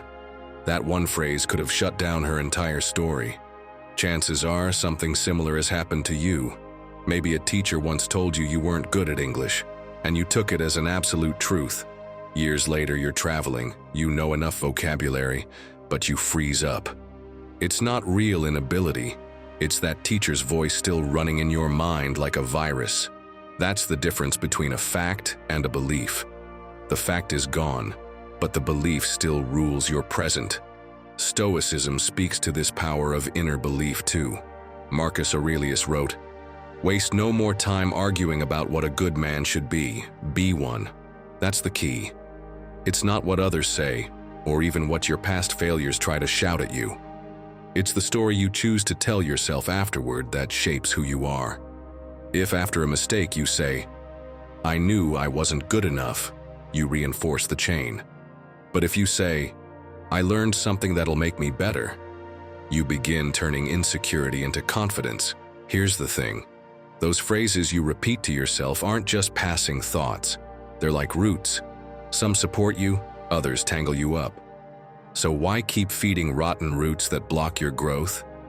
If you want to transform insecurity into clarity, you have to pull those roots out and plant new ones. Because yes, beliefs can change. They're not lifelong chains. Let me ask you, what "that's just how I am" phrase keeps playing in your head? Maybe it's "I'm shy," and every time you say it, it justifies your silence. Maybe it's "I'm impatient," and that label gives you an excuse to quit fast. Or "I'm disorganized," and it becomes your way out of trying to improve. Those phrases are like scripts in a play you keep acting out over and over. If you change the script, the story changes too. So, how do you shift all this without falling into magic formula territory? Start by playing with the words you use. That voice that insists, "I can't." Change it to "not yet." It might sound like a small tweak, but it changes everything. It's no longer a wall. It's a half-open door. And trust me, your brain believes it sooner than you think. Also, write down the labels you've been repeating for years as if they were truths. I'm bad with numbers. I freeze up in front of people. I'm a mess in relationships. Write them down, look at them for a second, and then tear them up like old receipts. And while you do, say, "Thanks for your service, but I don't work with you anymore." Humor, too, can be a hammer against insecurity. Here's something else. Chances are you've got a friend who's great at reminding you of what you do well, even when you downplay it. Message them. Ask them what your last win was. You'll be surprised by how clearly others can see what you erase in seconds. It's like having a foggy mirror, and suddenly someone wipes it clean. And there's your real reflection, much clearer than you imagined. Remember this, beliefs are like roots. If the ones you've got don't support you but trap you, pull them out without hesitation. Plant new ones that grow upward, that give you direction, that bring your clarity back. And if you ever doubt yourself, picture Marcus Aurelius ripping out a page from his journal with a useless self-criticism and writing over it, "Today, I choose to be better." Because in the end, if you want to eliminate insecurity from your mind, you have to start by changing what you believe about yourself. Lesson 16. Step off the hamster wheel. Picture this. The alarm goes off, and Daniel, like every morning, reaches out without even opening his eyes, turns it off, and the first thing he does is unlock his phone. It doesn't matter that last night he swore today would be different. Social media, pointless news, messages that could wait. He gets up late, rushes around, makes coffee he doesn't even taste, throws on whatever clothes, and heads out the door. The commute to work? He knows it by heart. He knows exactly where there's always a badly parked car, which traffic light takes forever to turn green, even which person crosses his path almost every day. But if you ask him what he saw during those 20 minutes, he can't remember a thing. His body moves, sure, but his mind is switched off. At work, it's the same story. The same words, the same complaints, the same gestures on repeat. And at the end of the day, drained, he says to himself, "Tomorrow I'll do things differently." Spoiler alert, tomorrow he doesn't. Now let me ask you something. Is your name Daniel? No, right? Then explain to me why I just described your day in such detail. Because, be honest, more than once you've woken up just like that. You've fallen into the same routines and let inertia decide for you. But don't worry, the Stoics faced this same problem centuries ago. They were also surrounded by customs, repetitions, and habits that could trap them without even realizing it. And their solution wasn't to sit around waiting for life to magically change. It was to train the mind not to fall into the autopilot trap. Because here's the dangerous part. Living on autopilot doesn't hurt. There's no alarm that suddenly screams, "Hey, you're wasting your life." Just a quiet repetition that steals your time like an invisible thief. And by the time you finally notice, weeks, months, or even years have passed, and you've just been going in circles. That's why, for Marcus Aurelius, the worst thing wasn't death itself, but wasting your life in distractions, without attention. He reminded himself daily not to live as if he had 1,000 years ahead. Because in autopilot mode, what you lose isn't just a task, it's your most sacred asset, your time. My friend, don't get it twisted. Escaping autopilot doesn't require a massive shakeup. It requires awareness. The Stoics practiced self-observation like a daily workout. Seneca used to review his thoughts every night, like a businessman balancing his books. Not to beat himself up, but to correct his course. And that's your first key to transformation. Spotting your loops before they become chains. Do this exercise right now. Think of one action you repeat every day without questioning it. Maybe it's checking your phone in bed, complaining about traffic, or putting off that one task you know matters. Now ask yourself, what would happen if I did it differently tomorrow? You don't need a master plan, just one small shift. A simple example. If you always start your day rushing around, try waking up 10 minutes earlier and sitting in silence. No screens, just your breath. Another one. If you always delay that call or that project, make it the first thing on your list. Even something as basic as changing your route to work forces your mind to build new connections, and that breaks inertia. Transformation starts small. like a river that bumps into a stone and slowly shifts course, until, over time, it carves out an entirely new path. Every small decision is a stone that can redirect the flow of your life, because if your mind is still running on the same outdated software, your life will keep showing the same screen. No, you don't have to delete everything all at once. You just have to rewrite one line of code each day. And that's the real power of Stoicism. Not chasing instant miracles, but training your mind step by step, until it stops obeying autopilot and starts choosing freely. Today, you have a chance to break one pattern. Pick one, watch it, change it, make it conscious, and tomorrow, do it again. That's how, little by little, you stop being a spectator of a repeated routine and start becoming the author of a different life. 17th lesson. Silence is where your mind finds its voice. Cato the Younger had a habit that his contemporaries found incomprehensible. Every morning before sunrise, he would sit alone in his study. No reading, no writing, no apparent activity. Just sitting in complete silence while Rome slept. His slaves thought he was wasting time. His fellow politicians considered him eccentric. But Cato knew something they didn't. In a city that never shut up, where markets screamed and the Senate argued non-stop, silence was his secret weapon. When the political battles of the day finally arrived, when other senators lost their composure and shouted, Cato held a mental clarity that seemed almost supernatural. He could hear what was truly being said beneath the words. He could see patterns no one else noticed, not because he was smarter, but because his mind had learned to operate in silence. And a mind trained in silence doesn't get dragged around by the noise.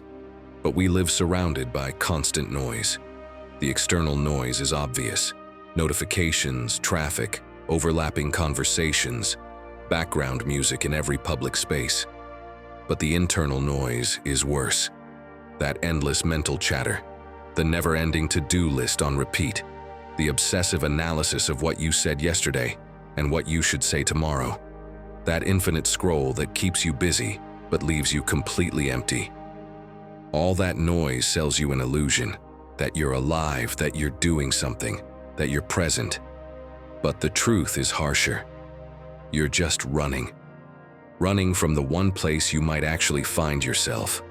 Pure silence. People are terrified of silence, and it's not hard to understand why. When everything goes quiet, when the distractions stop, the things you've been avoiding finally show up. The unanswered questions, the unprocessed emotions, the problems you've buried under constant activity. Silence doesn't lie. It doesn't let you hide behind productivity or entertainment. It forces you to face what's really going on inside. That's why most people do everything they can to avoid it. There's always something to listen to, something to watch, something to consume. Anything but being alone with their own thoughts. But there's a brutal cost to that avoidance. Your mind never learns to be with you. It always needs something else. It's constantly chasing the next stimulus. And a mind that relies on external stimulation to function is not a mind that obeys you. It's an addicted mind. And addictions don't follow orders. They control you. Seneca practiced silence religiously, not as some spiritual obligation, but as a mental necessity. He spent hours in deliberate silence. He knew that a mind saturated by constant noise is a confused, reactive, and out-of-control mind. He wrote something that hits harder today than ever. Nowhere can man find a quieter retreat than in his own soul. But to reach that retreat, you first have to shut everything else off. All the noise that convinces you that you can't stand being alone with yourself. The Stoics didn't see silence as absence. They saw it as full presence. When Epictetus taught his students, he often asked them to spend time not speaking, not reading, not writing, just observing their own minds.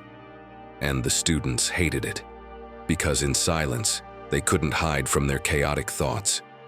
They couldn't pretend they had control while their minds jumped around like wild animals. But the ones who stuck with it discovered something extraordinary. Silence isn't empty, it's space. Space where your mind can finally process what's been building up. Space where the answers you've been chasing finally begin to appear on their own. Space where you can hear the inner voice that the constant noise had silenced. Imagine someone who lives in a house where loud music plays all the time. After years, they don't even hear it anymore. It becomes background. But their mind is still processing it, draining energy to filter it out. When they finally turn the music off, the silence is deafening. Uncomfortable, almost painful. But after a few minutes, something shifts. They can hear their own breathing, the subtle sounds that were always there, but drowned out. Their mind can finally rest. That's how your life works. You've normalized constant noise to the point that silence feels unnatural, but your mind is exhausted from endlessly filtering stimulation. And when you give it permission to be silent, something fundamental shifts. Not instantly, not magically, but it shifts. Incorporating silence into modern life seems impossible. Everything conspires against it. Notifications designed to be addictive, work that never ends, social expectations to always be available. And underneath all of that, your own fear of what you might find if you sit still for 5 minutes. But the entry point is deceptively simple. 5 minutes, that's all. 5 minutes with no screens, no music, no headphones, no podcast in the background. Just you, sitting somewhere, breathing.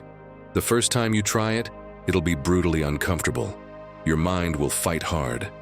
It'll come up with 1,000 urgent reasons why you need to check your phone. It'll jump from thought to thought, desperate for something to latch onto. Let it. The Stoics didn't try to empty the mind like modern apps teach. They let thoughts come.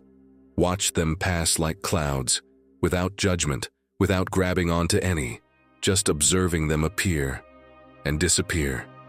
Routine activities are perfect moments to practice silence. Tomorrow, when you shower, just shower. Feel the water on your skin, the temperature, the sensation. Don't plan your day while you're shampooing. Don't mentally rehearse conversations. Don't solve problems. Just be there, fully present. When you walk somewhere, walk without anything in your ears. No motivational playlist, no calls. Just your steps and the world around you. The first 30 minutes after you wake up are sacred ground.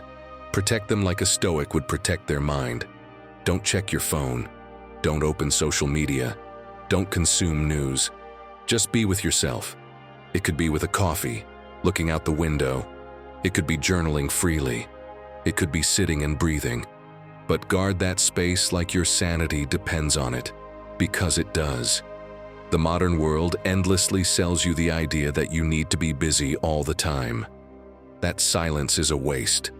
That if you're not consuming or producing, you're wasting your life. It's a lie, one designed to keep you exhausted and dependent. Silence isn't emptiness, it's foundation. It's where your mind regains its natural clarity.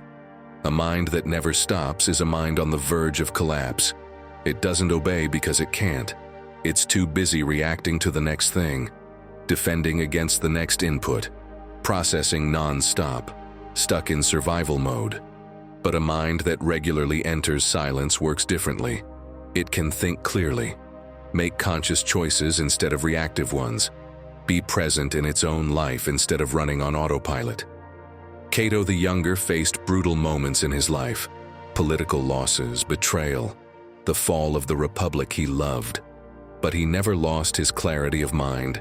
He never let external chaos become internal chaos.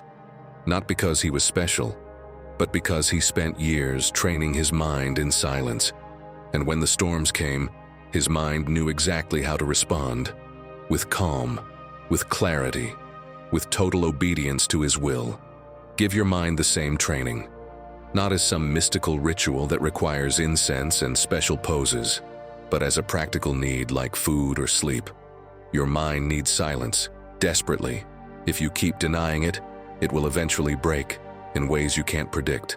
But if you start giving it silence, even in microscopic doses, you'll notice the shift. More clarity when you need to decide. More calm when chaos hits. More control over your reactions. And finally, a mind that listens to you. Because you took the time to listen to it first. And hey, Since it's just you and me here, I'm genuinely curious. When was the last time you were truly in silence? No screens, no noise, just nothing. If you feel like sharing, write it below. And if it's been ages since it happened, just type, "I'm going to create my silence." That way, we walk this path together. Lesson number 18. The happiness of your life depends on the quality of your thoughts. Yes, my friend, you heard that right.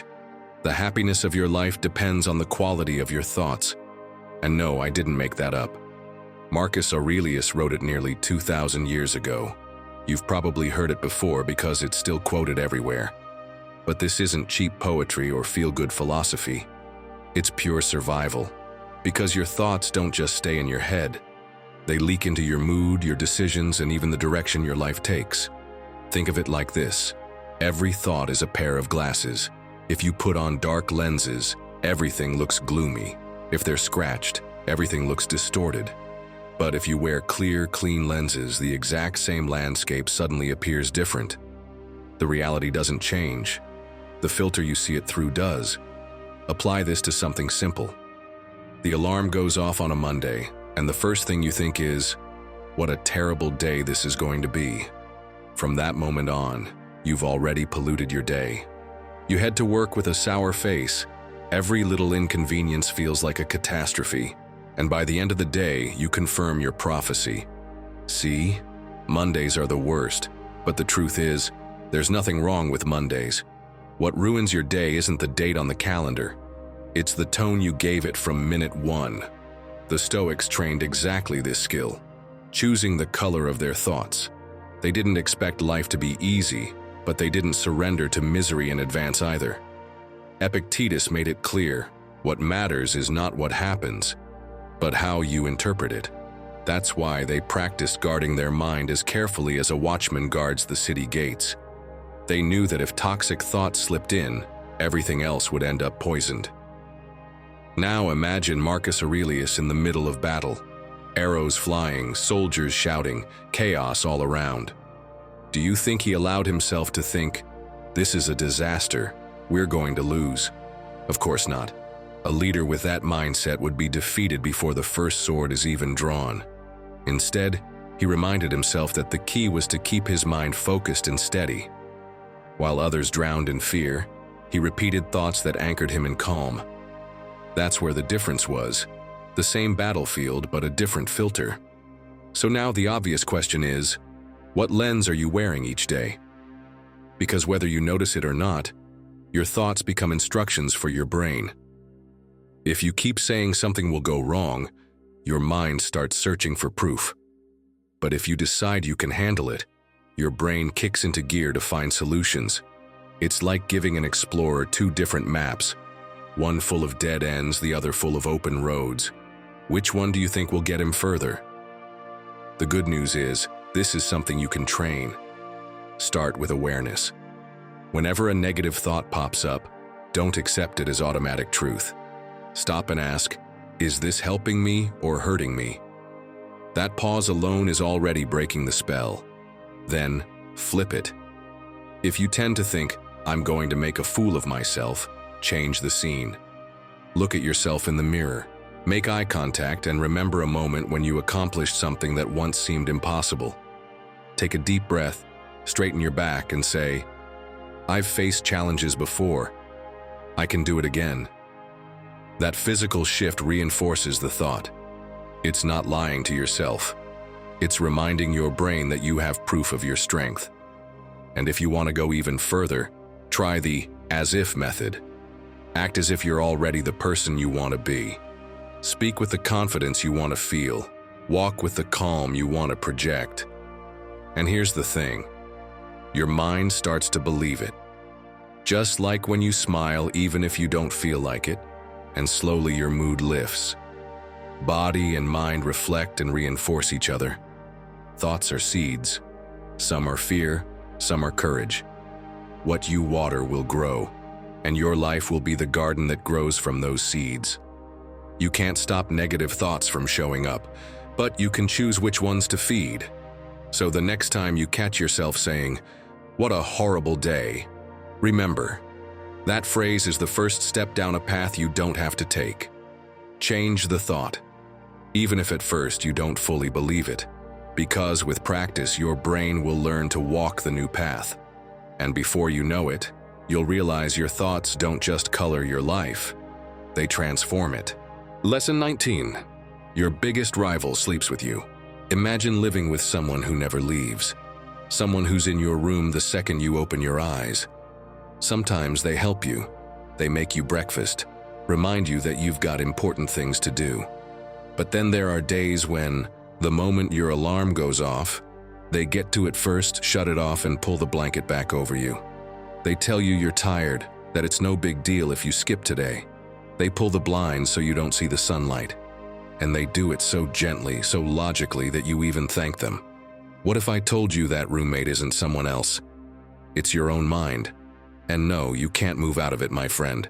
But you can train it to live with you without sabotaging you. The problem is you don't realize that voice is dragging you down until you've been stuck for weeks. It gives you excuses with the skill of a seasoned lawyer. You don't have time. You're not ready. You're not going to get very far anyway. It doesn't shout, it whispers, and that's why it works. You think it's you, but it's not. It's a version of you that learned to be afraid, to procrastinate, to hide. Here's an example, and I say this clearly because I know you've lived it. You've decided to start going to the gym. You've got your workout clothes on. You're ready. You've even hyped yourself up with music in your headphones. But right before you leave, that little voice shows up. It's cloudy, it might rain, better go tomorrow. You didn't eat that bad today, it's not that urgent. And the worst part isn't that you say it. The worst part is that it sounds reasonable. It sounds smart. Because the mind that holds you back doesn't come with chains. It comes with logic, with justifications that feel comfortable, but slowly pull you under. And if all this sounds familiar, if you felt that voice draining your motivation, convincing you to stay still, making you doubt yourself just when you were about to begin, then that's exactly when you need to think like Epictetus. Yes, the same philosopher who lived as a slave and still never let anyone break him from within. Because Epictetus was clear, even if he couldn't control what happened around him, he could govern what happened inside his mind. He made it clear with a phrase you should have tattooed on your forehead every time your mind tries to sabotage you. You have power over your mind, not outside events. Realize this, and you will find strength. But no, this isn't just ancient philosophy. Modern science backs it up too. Andrew Huberman, a neuroscientist at Stanford, puts it plainly. Many of our impulses and automatic habits don't come from a lack of willpower, but from a poorly trained reward system. In other words, it's not that you're weak. It's that your brain has gotten used to chasing the immediate, the easy, the thing that gives you a quick hit of relief, even if it wrecks you in the long run. So here's a direct question, and I want you to really think about it. Are you letting your mind build you or break you? Because that's the real root of everything you're living. Your mind can either be the engine that drives you forward or the weight that drowns you. How do you get it to play on your team? First, start your day by writing down a single intention. Nothing huge, something real and concrete. Today I move, even if I'm tired. Today I listen more than I speak. Just one sentence. That already focuses your mind on something you can actually control. Second, give that sabotaging voice a name. Don't overthink it. Call it whatever you want. The annoying brother-in-law, the drama queen, the failure coach. By giving it a name, you separate it from yourself. You see it as a character, not your identity. Third, respond to it with action. If your mind says you can't, don't argue. Get up and do 10 push-ups. Go walk for 10 minutes. Do one small task. The body doesn't need to argue with the mind. It corrects it in silence. Because in the end, that's the key. Your mind can be your worst saboteur or your best ally, and you're the one who decides. Every time you choose not to listen, every time you take action despite the doubt, you're making a vital decision. Because if you're not the one in charge of your mind, someone else will be. And believe me, that someone doesn't always want to see you win. Lesson 20. The strength that shows up when you don't feel like it. Tell me the truth, my friend. How many times have you waited to feel motivated before starting something, and that motivation never came? It's like waiting at a train station for a train that was canceled hours ago. You can sit there your whole life, but that train's not coming. The Stoics never trusted motivation.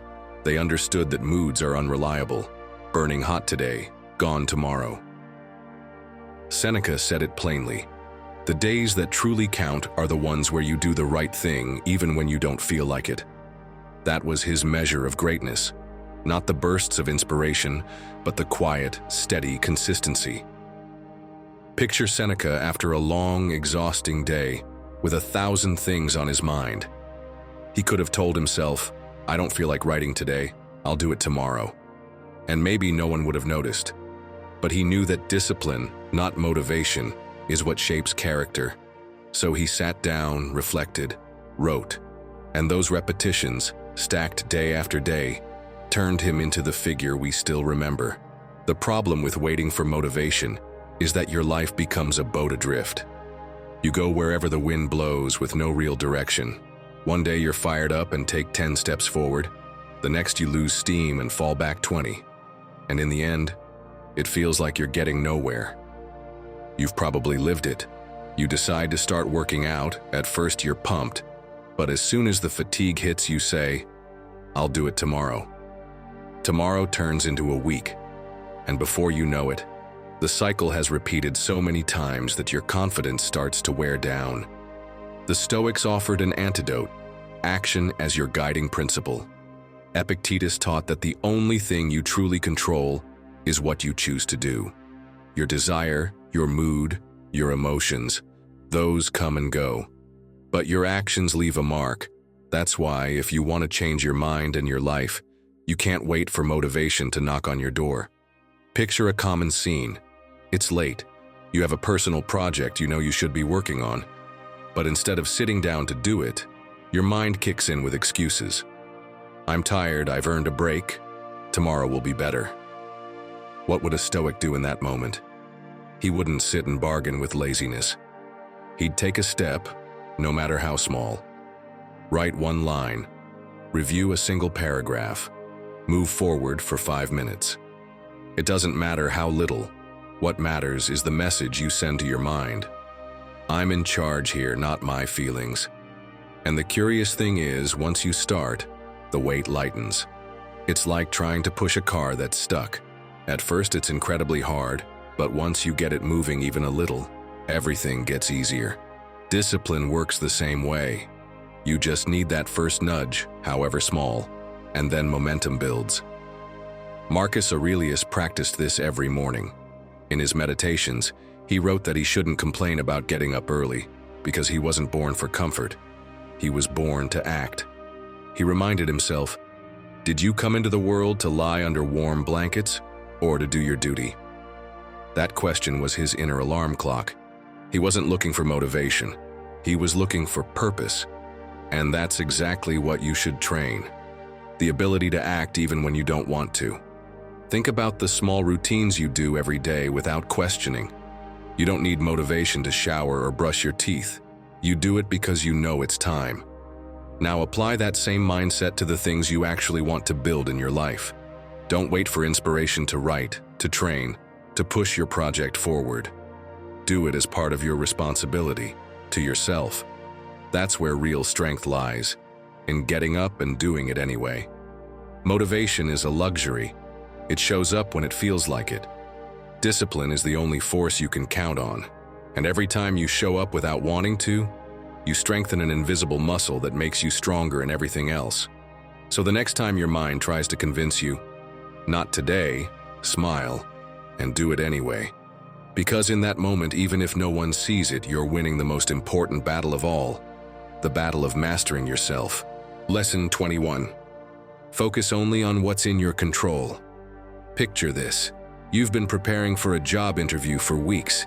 You practiced in front of the mirror, searched for questions online, Even tried on your outfit multiple times just to feel confident.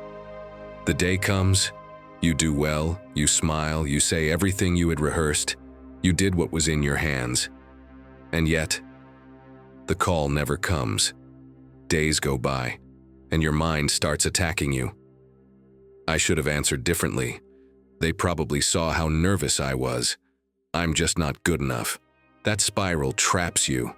You stop sending out resumes, you avoid new interviews, and insecurity grows like a shadow that gets bigger each day. And the strange thing? The problem is no longer the interview. It's your fight against something that was never under your control. It's like being a gardener who, instead of watering his plants, becomes obsessed with making it rain. He looks at the sky every day, hoping the clouds will arrange themselves just right. He burns out, gets frustrated, and forgets the one thing that was actually his to do.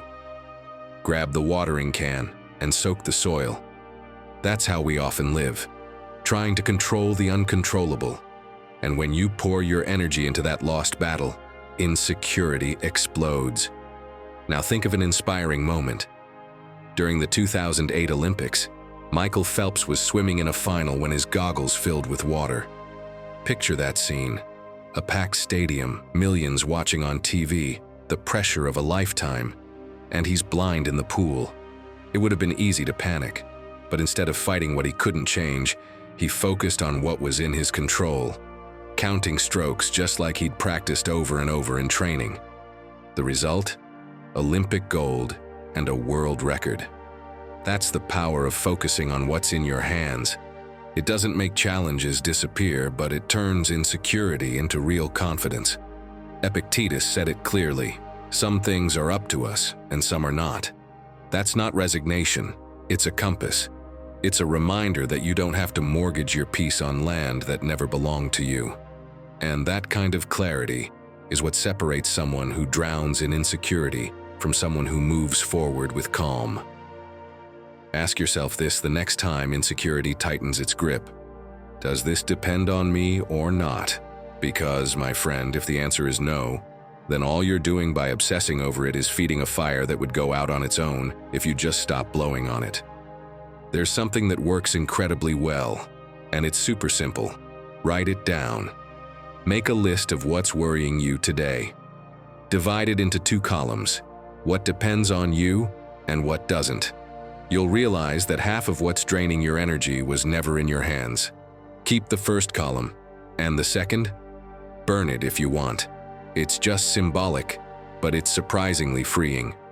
Another useful habit. Repeat a phrase from Epictetus that I love. I did what was in my hands. The rest belongs to the world. Every time you catch yourself obsessing over an outcome, release it with those words. Because once you've done your part, what happens next belongs to a space that was never yours to begin with. And when your mind fills up with thoughts about all the things that could go wrong, practice what I call micro-control. Don't try to swallow the whole mountain. Just take one small step that depends on you right now. Write a paragraph, send an email, make a call. Small actions within your control that restore your calm and bring clarity. That way, instead of being frozen by what you can't control, you move forward with real steps that do build your confidence.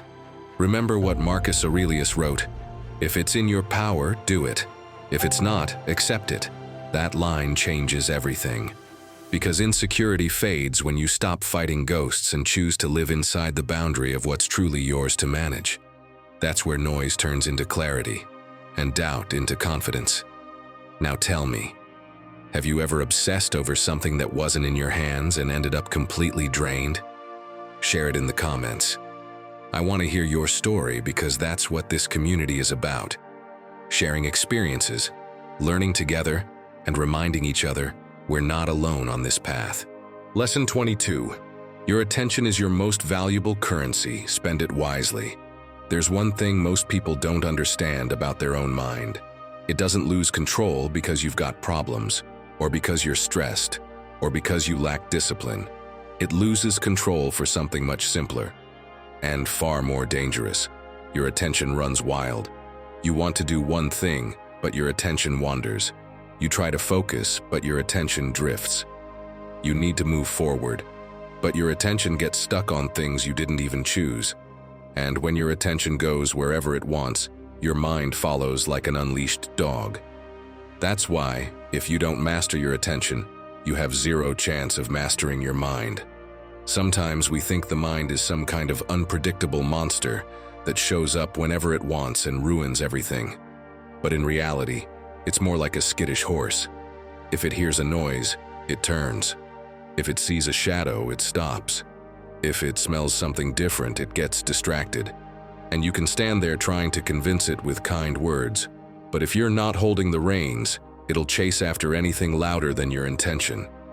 And that's what's happening to you day after day.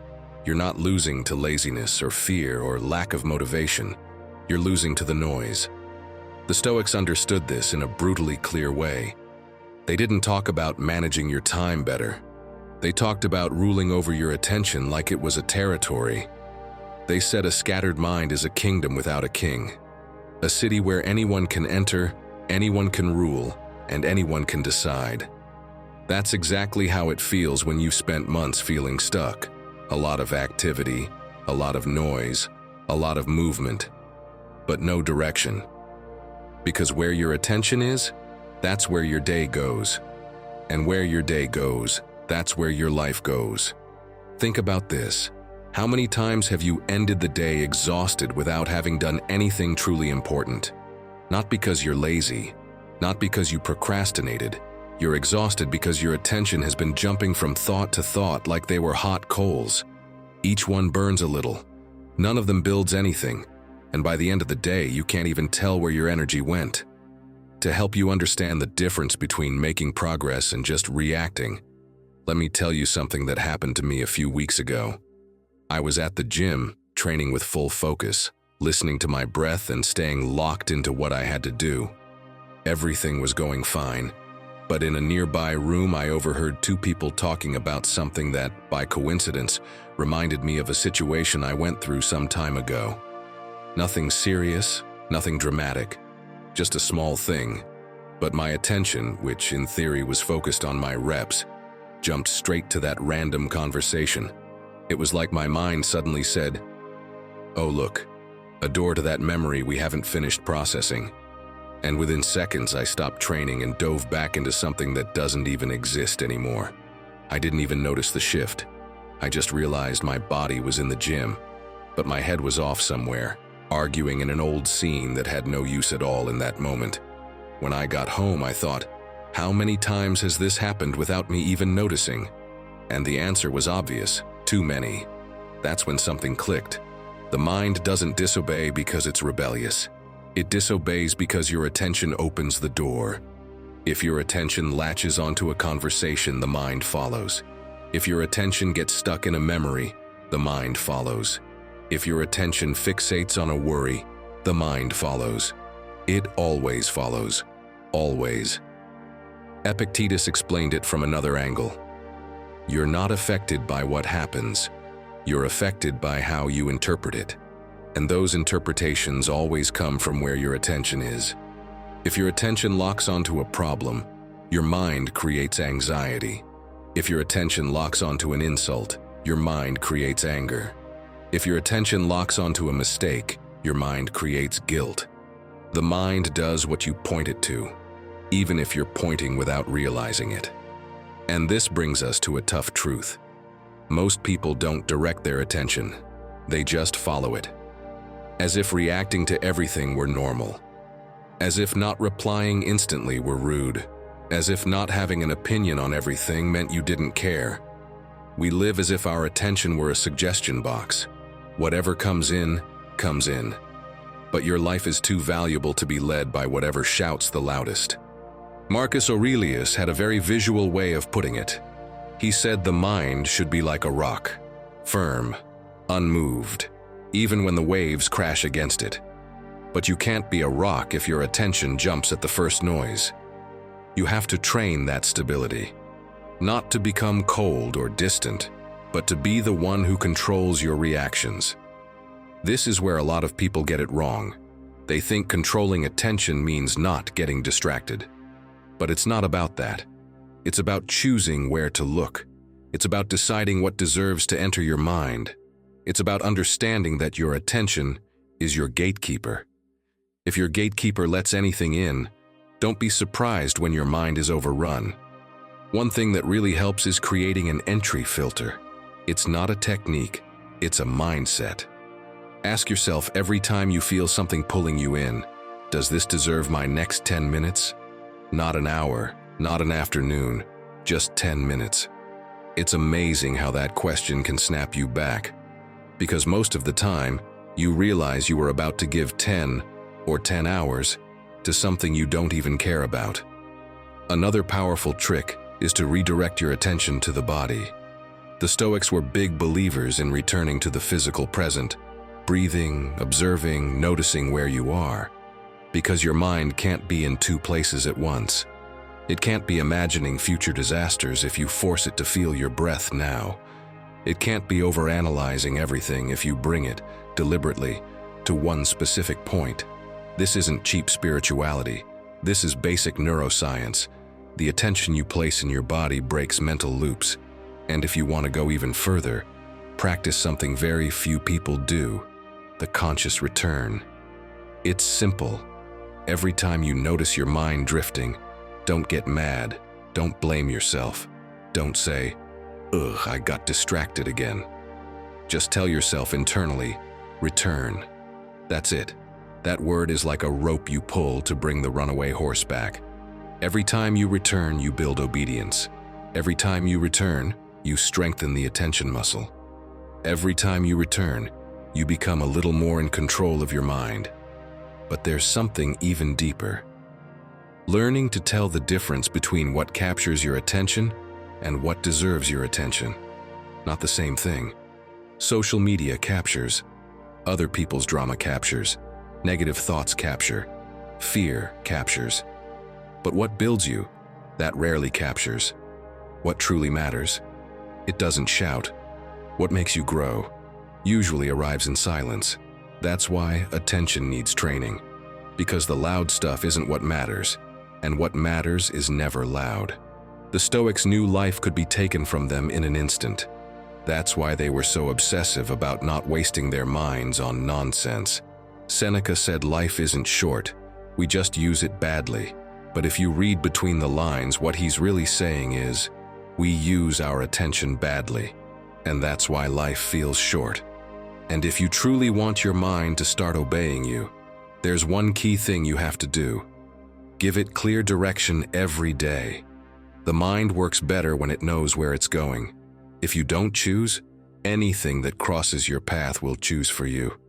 You can't imagine how much energy you'd save if, first thing in the morning, you chose, consciously, what deserves your attention today. Just 3 things, 3 lighthouses, 3 directions, nothing more. Because something magical happens when you do that. Attention starts filtering on its own. What doesn't align with your priorities loses strength. What does align starts getting more light.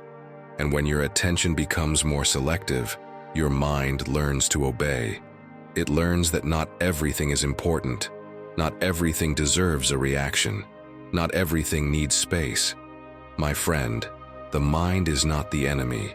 It's a powerful tool, but it needs you to hold the reins. Mental obedience isn't built with force, it's built with direction. And direction starts with attention. Decide what you shine a light on. Decide what stays in the dark. Decide what comes in and what doesn't. Because in the end, wherever your attention goes, that's where you go. And if you're not the one choosing where you go, then everything that shouts louder than your purpose will choose for you. Your attention is your act of sovereignty. When you control it, your mind has no choice but to follow. And that's the first real step toward a life where you give the orders, and your mind obeys. Lesson 23. Your peace is worth more than your ego. Picture this. You're at work. Everything's going fine until, right in the middle of a meeting, you finally share that idea you've been working on for days. And just then, that colleague who always wants the spotlight cuts you off to correct you. And he doesn't do it gently, not at all. He makes sure everyone hears it, says it with a smug tone, even flashes a little grin while he's at it. He puts you on the spot. You feel that heat rising up your neck, the tightness in your chest, your hands clenching under the table. You start running through all the things you could say to him. Who does he think he is? Next time, you'll call out all his mistakes. You won't stay quiet. And that's the trap, because if you give in to that voice, you're not defending your dignity. You're following your ego. And your ego, my friend, isn't trying to help you win. It wants you to react. It wants drama. It wants noise. What it doesn't want is for you to think. But if in that moment you choose to stay silent, to breathe, to not take the bait, you're not doing it out of weakness. You're doing it out of wisdom. Who knows? Maybe your boss is watching. Maybe they see that you don't feed into the drama, that you don't get dragged down by impulses. And maybe that's what moves you closer to a promotion. Or even more important, maybe you get home with a calm mind, not replaying the scene over and over all night. Because sometimes success starts in that invisible moment when you choose peace over pride. And that right there, is what Marcus Aurelius meant when he wrote, "The best revenge is to be unlike him who performed the injustice." Because anyone can lash out from ego, but someone truly strong chooses not to become like the person who hurt them. Imagine Marcus Aurelius, in the middle of a battle, getting sidetracked by a personal insult, and redirecting his entire army because an enemy disrespected him. Ridiculous, right? But that's exactly what we do every day when we lose our cool over small stuff. When we let a comment, a critique, or a look throw off our entire state of mind. As Najwa Zebian, author of Welcome Home, puts it, sometimes letting it go is the most powerful way to heal. The people who radiate the most peace don't do it because everything goes their way. It's because they've stopped responding to every hit. They've learned not everything deserves a reaction, and that choosing silence is sometimes the most powerful way to protect your energy. Want to keep your mind in control in those moments? Try this. When you feel that surge of anger, that instant urge to snap back, take a deep breath and start counting backwards from 10, 9, 8, quietly. This small shift tricks your brain. It forces it to focus on something logical, numerical, ordered. It's like pulling the emergency brake on a downhill slope. It's not just a distraction. It actually interrupts the automatic reaction. And when you do that, it's no longer you responding with anger. It's your mind winning its first battle. Then ask yourself one brutally honest question. Will responding actually change anything? Will saying what you're thinking fix the problem? Or just make you feel like you stood your ground? Because sometimes we confuse strength with needing to prove it all the time. And no, my friend, that's not strength. That's a wounded ego. But if the anger's still there, there's an even more effective trick. Remove yourself physically.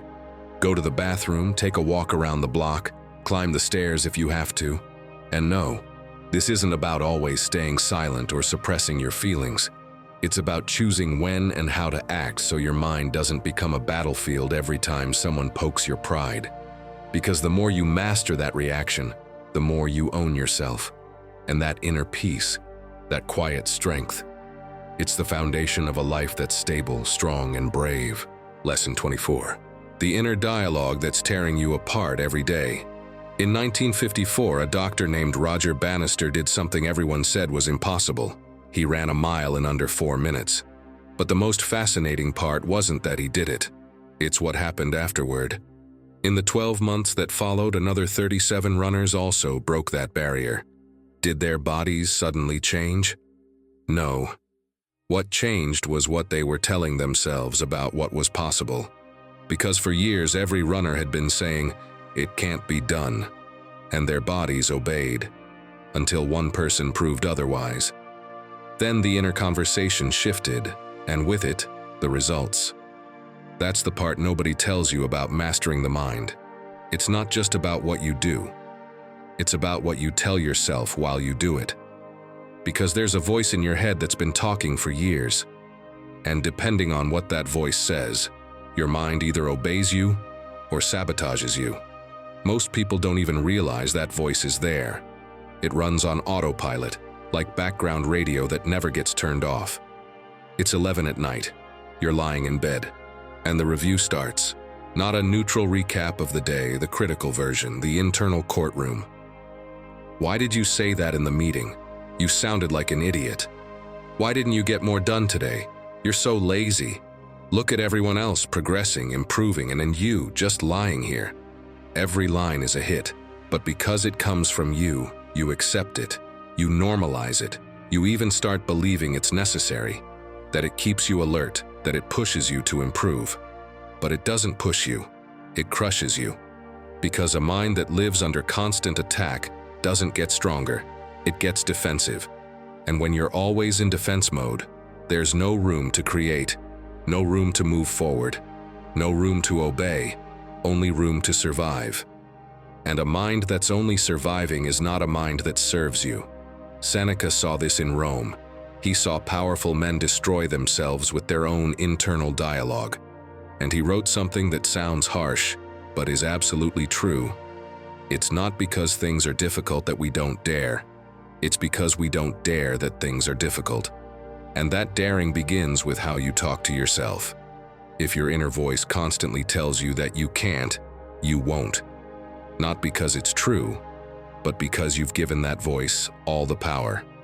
There's a study from the University of Michigan that measured this precisely. They asked a group of people to perform tasks under pressure, but half the group was told to speak to themselves in the third person, using their own name. Instead of thinking, "I'm nervous, I'm going to mess up," they'd think, "John, you've done this before, you can handle it." And the results were dramatic. The third-person group showed less anxiety, better performance, and more emotional control. Why? Because they created distance between themselves and their negative thoughts. Those thoughts weren't absolute truths anymore. They were just thoughts. And thoughts can be questioned. But most people don't question. They accept. You're walking down the street and you trip. Before anyone even says a word, your inner voice fires off. "What a clumsy idiot." You show up 5 minutes late. While you're apologizing, inside you're already tearing yourself down. Same old story. You're never on time. You try something new and fail on the first try. And here comes the verdict. Why do you even try? You're not cut out for this. And the worst part? If someone else talked to you like that, you'd cut them out of your life instantly. But because the voice is yours, you tolerate it. You carry it. And eventually, it becomes your reality. Because the brain doesn't distinguish between an external insult and an internal one. It processes both as threats. And when you constantly feel threatened, your body reacts. It releases cortisol, anxiety goes up, mental clarity goes down.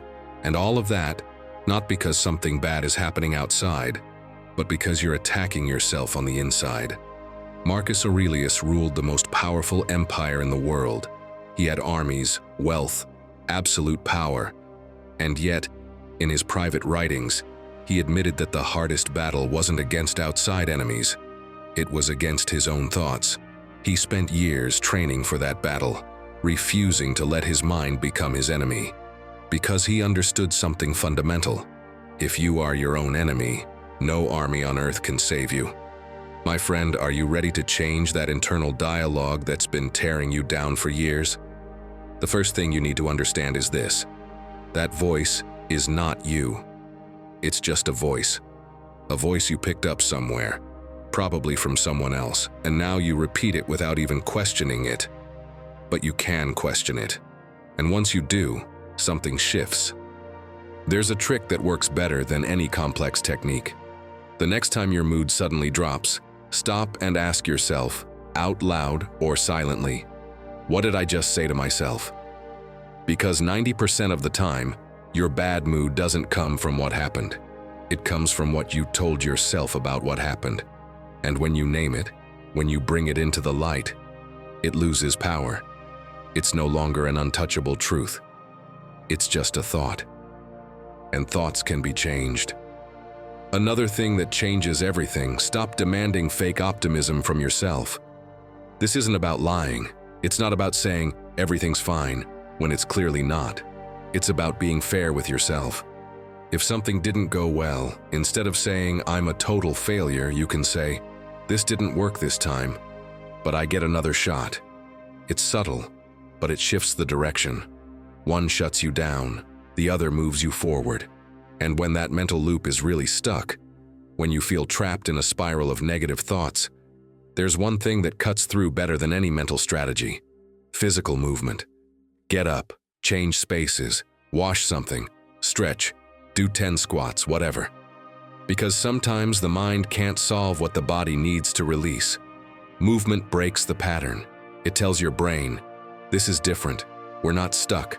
We can change." Neuroscience confirms it. When you move your body, you change your brain chemistry. Cortisol drops, endorphins rise, your mind clears. That's why so many people have their best ideas while walking or showering. It's not coincidence, it's biology. A moving body frees the mind from the loop. Ethan Kross, one of the leading psychologists studying inner dialogue, discovered something else. People who talk to themselves in second or third person. "You can handle this," or "Maria, you've gotten through worse." Activate areas of the brain linked to cognitive control. It's as if changing the pronoun switches on your rational brain instead of your emotional one. And from that place, you think better, decide better, act better. Look, my friend, the most important voice you'll ever hear is your own. It's with you all the time, when you wake up, when you work, when you fail, when you succeed. And that voice decides whether your mind obeys you or pulls you down, whether it builds you or breaks you. And the good news, you decide what that voice says. It won't change on its own, but it can change if you decide to change it. So start today, pay attention to what you tell yourself. Ask if it's really true, or just fear disguised as realism. Shift the tone. You don't need to become your own cheerleader. You just need to be fair. And when you do that, when you start talking to yourself the way you talk to someone you respect, your mind will respond differently. It'll stop defending itself. It'll start following you, because finally, you stopped being its enemy and became its ally. My friend, now I'd love to hear from you. We're all learning to have a better relationship with our own minds, so tell me in the comments, what's one phrase you want to start changing in your inner dialogue? What voice do you want to silence?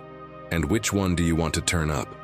And if today you just feel like writing something simple, put this: "From today on, my mind is starting to be on my side." Lesson number 25. Learn to let go without giving up. Have you ever felt like the harder you try, the less you achieve? Like the more you force your mind, the more it shuts down. As if your head becomes a cage where everything bounces around, except a way out. You've spent days trying to make progress on that personal project, that book you started writing, that business idea that still hasn't come together, that goal you swore you'd reach this month. You open your laptop, grab a coffee, tell yourself, "Today's the day." But nothing. You push, repeat, force it, and when the frustration chokes you, you slam everything shut and think maybe you're just not cut out for this. But my friend, maybe the problem isn't that you're failing. Maybe you're just ignoring what your mind has been begging you for. To stop. A strong mind isn't the one that pushes the hardest. It's the one that knows when to pause before it breaks. Because your mind is the root of everything. It's what decides whether today you move forward or beat yourself up for not doing everything perfectly. And that decision doesn't come from shouting. It comes in silence. Sometimes what you need isn't to give up. It's to reset. Give yourself a free afternoon, not to run away, but to breathe. Seneca said it with brutal clarity. Even the strongest tree cannot withstand if it refuses to bend with the wind. And you, how many times have you confused rigidity with strength? Imagine you're gripping a rope that's pulling with all its might from the other side. You hold on, grit your teeth, hang on tight, but the rope is already cutting into your hands. Is that strength? No, that's wear and tear. Because true strength, the kind that carries you far, is knowing when to let go before it starts hurting you. And no, letting go doesn't mean giving up on your goals. It means taking care of yourself so you can actually reach them. So ask yourself this: what am I forcing today that really needs a pause? Because if you can identify it, you can do something about it. For example, instead of forcing yourself to keep going when you can't even think straight, go for a walk with no destination. No music, no distractions. Let your mind breathe. Sometimes the best ideas don't show up at your desk. They show up between steps when you've stopped chasing them. You can even do something more radical. Give yourself a full day without being productive. Yes, you heard that right. A day just to exist. Read for fun, cook without rushing, sleep without an alarm. The mind needs boredom too, to recharge. And no, it's not a waste of time, it's an investment. And if you're one of those people who can't stop without feeling guilty, try this shift. Stop asking, "Why am I slowing down?" and start asking, "Why do I feel the need to keep going at this pace?" That small change leads you to a truth you might have been avoiding. That often we keep pushing because we're afraid of what we might find if we stop. Your mind, my friend, isn't an engine you can force endlessly. It's your travel companion. And if you don't take care of it, it'll fail you right when you need it most. That's why this matters so much. Stopping is also moving forward. Letting go is also building. Because a mind that allows itself to rest is a mind that's preparing to go further. And in the end, that's the key to everything. Your mind can be the weight that drags you down or the engine that drives you toward your dreams. And that choice is made every day, even when you choose to pause. Because yes, success takes effort, but it also takes silence, stillness, and sometimes a gentle, "not today," so that tomorrow you come back stronger than ever. Lesson 26. Rewrite the map of your mind. Imagine your brain as a city. Every thought opens a path, every emotion draws a street, every habit builds an entire neighborhood. If you always react with anger, you're paving a highway straight to rage. If you keep putting off what matters, you're building a dark alley that traps you. And the more you use those routes, the stronger they become. But here's the fascinating part. That city is never finished. You can always open new roads and shut down the ones that no longer serve you. What scientists now call neuroplasticity, the Stoics were already practicing centuries ago.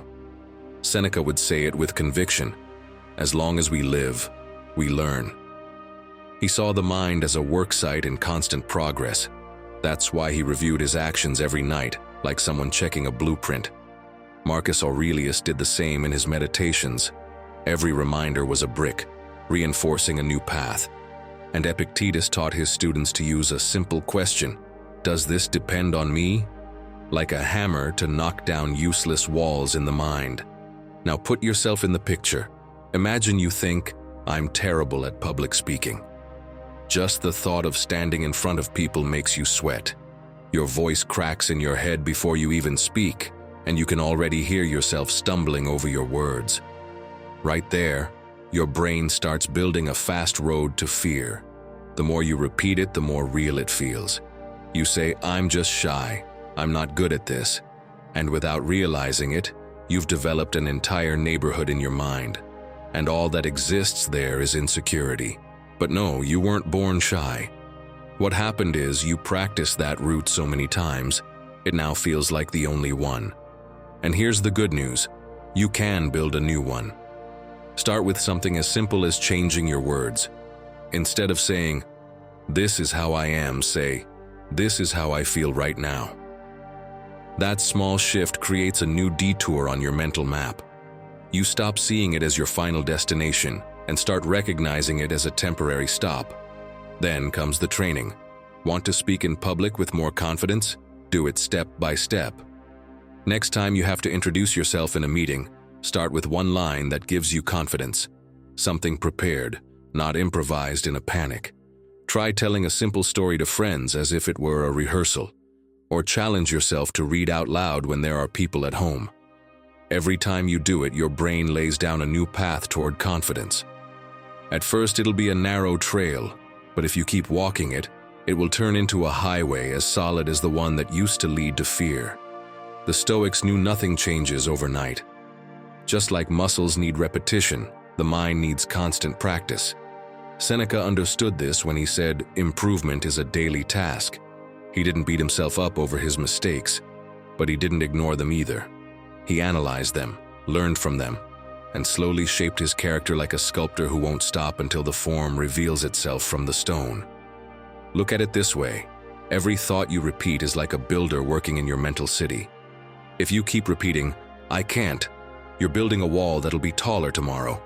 If you say, "I can try," you're opening a door that'll be wider next time. You decide which kind of city you want to live in. And the powerful thing is, this change is always within reach. You don't need anyone's permission. You just need to observe which routes you walk every day and dare to choose another. And even if that new road feels awkward at first, remember, that discomfort means you're building a new neighborhood in your mind. So the next time you think, "This is just who I am, I can't change," stop and remember, you're not a rock. You're a city under construction. Every day you have the chance to tear down a street that no longer serves you and open a path that brings you closer to the life you truly want. Your mind isn't finished. It's being built right now, with the thoughts you think and the actions you take. So tell me in the comments, what new road do you want to start building in your mind today? And if you want to say it loud and clear, and commit to yourself, write, "Today I begin to rewrite my mind." Lesson 27. The echo of your environment lives inside you. Tell me, Sue, have you ever noticed that you speak using the same expressions as your friends? That you repeat jokes that aren't yours, gestures you didn't invent, even ways of thinking you never questioned? Have you noticed how your mood shifts depending on who you spend your day with? Spend time with someone optimistic, and you walk away energized. Spend time with someone who constantly complains, and you leave exhausted. So, what does that tell you about your environment and what it's doing to your mind? Even the Stoics could have fallen into this trap, but they understood it early on. Your mind is never isolated. Epictetus summed it up with a powerful warning. Surround yourself with those who make you better, because whether you like it or not, whatever you breathe in from others eventually finds its way into your mental lungs, and what you absorb every day becomes part of who you are. Think of it this way. Your environment is a resonance chamber. If you spend time around someone who always complains, their tone starts seeping into yours. If you surround yourself with people who are trying to grow, you'll naturally start thinking, speaking, and acting more like them. It's like when you hear a catchy song, even if you don't want to. It gets stuck in your head, and you start humming it without realizing. This happened to me recently. I spent the afternoon with someone who seemed determined to find a problem in everything. He complained about the weather, the government, the traffic, the food. At first, I laughed it off. But by the time I got home, I felt irritated for no reason, like I'd just run a mental marathon. What happened? Nothing dramatic. I simply absorbed his energy. As psychologists explain, emotions are contagious. The brain mirrors what it observes, almost like it's copying the other person's mood. And this isn't just a fun fact, it's science. Studies show that when we spend time with pessimistic people, our bodies produce more cortisol, the stress hormone. In other words, being in a toxic environment doesn't just drain your motivation, it also wears you down physically. Marcus Aurelius might have called it a form of silent self-destruction. Exposing yourself every day to poisoned air, then wondering why you can't breathe. But here's the hopeful part. Just like negativity is contagious, so is positivity. The Stoics sought out mentors and companions who inspired them, not because they were perfect, but because they embodied the virtues they wanted to cultivate. They knew that surrounding themselves with people of integrity was like training in a good gym. The energy of the place pushes you to show up as your best self. Think about it in your own life. If you want to become more patient, what's going to help more? Spending time with someone who snaps at everything or someone who stays calm in chaos? If you want more discipline, who will support that? The friend who always procrastinates or the one who sticks to what they promise? Your environment is the soil where your roots grow. If it's fertile, you thrive. If it's barren, you wither. This isn't about living in fear of who's around you. It's about being aware. The Stoics said we must guard what we let into our minds the same way we guard what we put into our bodies. You wouldn't knowingly eat something rotten. So why accept conversations, people, or spaces that poison your mind? Here's a Stoic practice you can try. Redesign your spaces. Marcus Aurelius found refuge in writing to clear his inner environment, even when the world outside was chaos. You can start with your physical space. Want more clarity? Clean your workspace. Want more inspiration? Surround yourself with symbols that remind you of your values. And on a personal level, reduce how often you interact with people who drain you. No need for drama. Just create some space and choose more carefully where your time goes. My friend, remember this.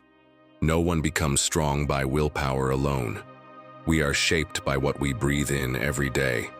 If your environment is a swamp, you'll end up covered in mud. But if it's a clean river, your mind will flow with clarity. And the good news is, you're not stuck where you are. You can choose who you listen to, who you spend time with, and which places feed your peace or your chaos. So ask yourself this Stoic question: is my current environment strengthening me or weakening me? The answer, even if it's uncomfortable, is your map for where to go next. Because changing your environment isn't selfish, it's mental survival. And when you make that choice with clarity, your mind begins to transform. And with it, your life. Lesson 28. Start building your own path. Imagine you're walking along the shoreline. You see footprints in the sand and decide to follow them. They seem safe, as if someone already tested the ground for you. You walk and walk, but after a while the tide washes those footprints away. You stop, look back, and realize there's nothing behind you. That's when it hits you. You never left your own mark. You were just stepping into someone else's. Life works the same way. When you choose to live according to what others expect, you end up on a path that doesn't feel like yours. And that's the perfect recipe for insecurity. Think about it. How many of your decisions have been just to avoid disappointing someone? You studied a degree you didn't care about because it sounded prestigious. You accepted a job that didn't motivate you because it seemed stable. You said yes to commitments you didn't want just to avoid judgment. And then one day you look in the mirror and something feels off. You're living a life that isn't yours. It's a Frankenstein of other people's expectations. No wonder insecurity takes over. How are you supposed to trust yourself when you've never had the courage to truly listen to yourself? J.K. Rowling's story reflects this perfectly. Before Harry Potter became a global phenomenon, her manuscript was rejected over 10 times. She could have shoved it in a drawer, convinced that the world was right and she had nothing to offer. But she didn't. She chose to build her own path, even in silence, even without validation. She kept going, trusting that her story mattered, even if no one else could see it yet. That choice to walk with purpose was what turned her insecurity into confidence. Even a Roman emperor asked himself the same question: is it worth carrying a weight you didn't choose? Marcus Aurelius wrote, "If it's bearable, then bear it. Stop complaining." It might sound harsh, but it's freeing. Because what matters isn't whether the weight is heavy or light, it's whether it's yours. Carrying a burden you chose, even if it's tough, makes you stronger. Dragging around one that was handed to you, even if it's light, wears you down. Living with purpose means accepting the effort, yes, but with the certainty that you're building something that's truly yours. You probably know a story like this. Someone studies law because it's a respectable career, but deep down, they dream of making music. They live in that disconnect for years, surrounded by textbooks and exams that mean nothing to them, while their guitar gathers dust in the corner. The insecurity grows because even though they're getting good grades, they feel like they're living halfway. Until one day, they record their first song and realize something powerful. It was never about lack of talent. It was about never making a decision of their own. That one step changes everything, because for the first time, they're standing on ground they chose. So my friend, if you want to walk toward real confidence, you have to start building your own path. Not tomorrow. Not when others approve. Now try this. Write down your personal goal. even if no one understands it or claps for it. Maybe you want to learn photography, even though everyone around you says there's no money in that. Or maybe you dream of running a marathon, even though you've never been sporty. That piece of paper isn't for convincing the world. It's to remind you that your desire deserves space. It's like planting the first seed of a tree. You might not see it yet, but it's already growing roots. Then, do a simple but powerful exercise. Think of 3 things you do only for external approval. Maybe you stay in a WhatsApp group that adds nothing to your life, just so people won't be offended if you leave.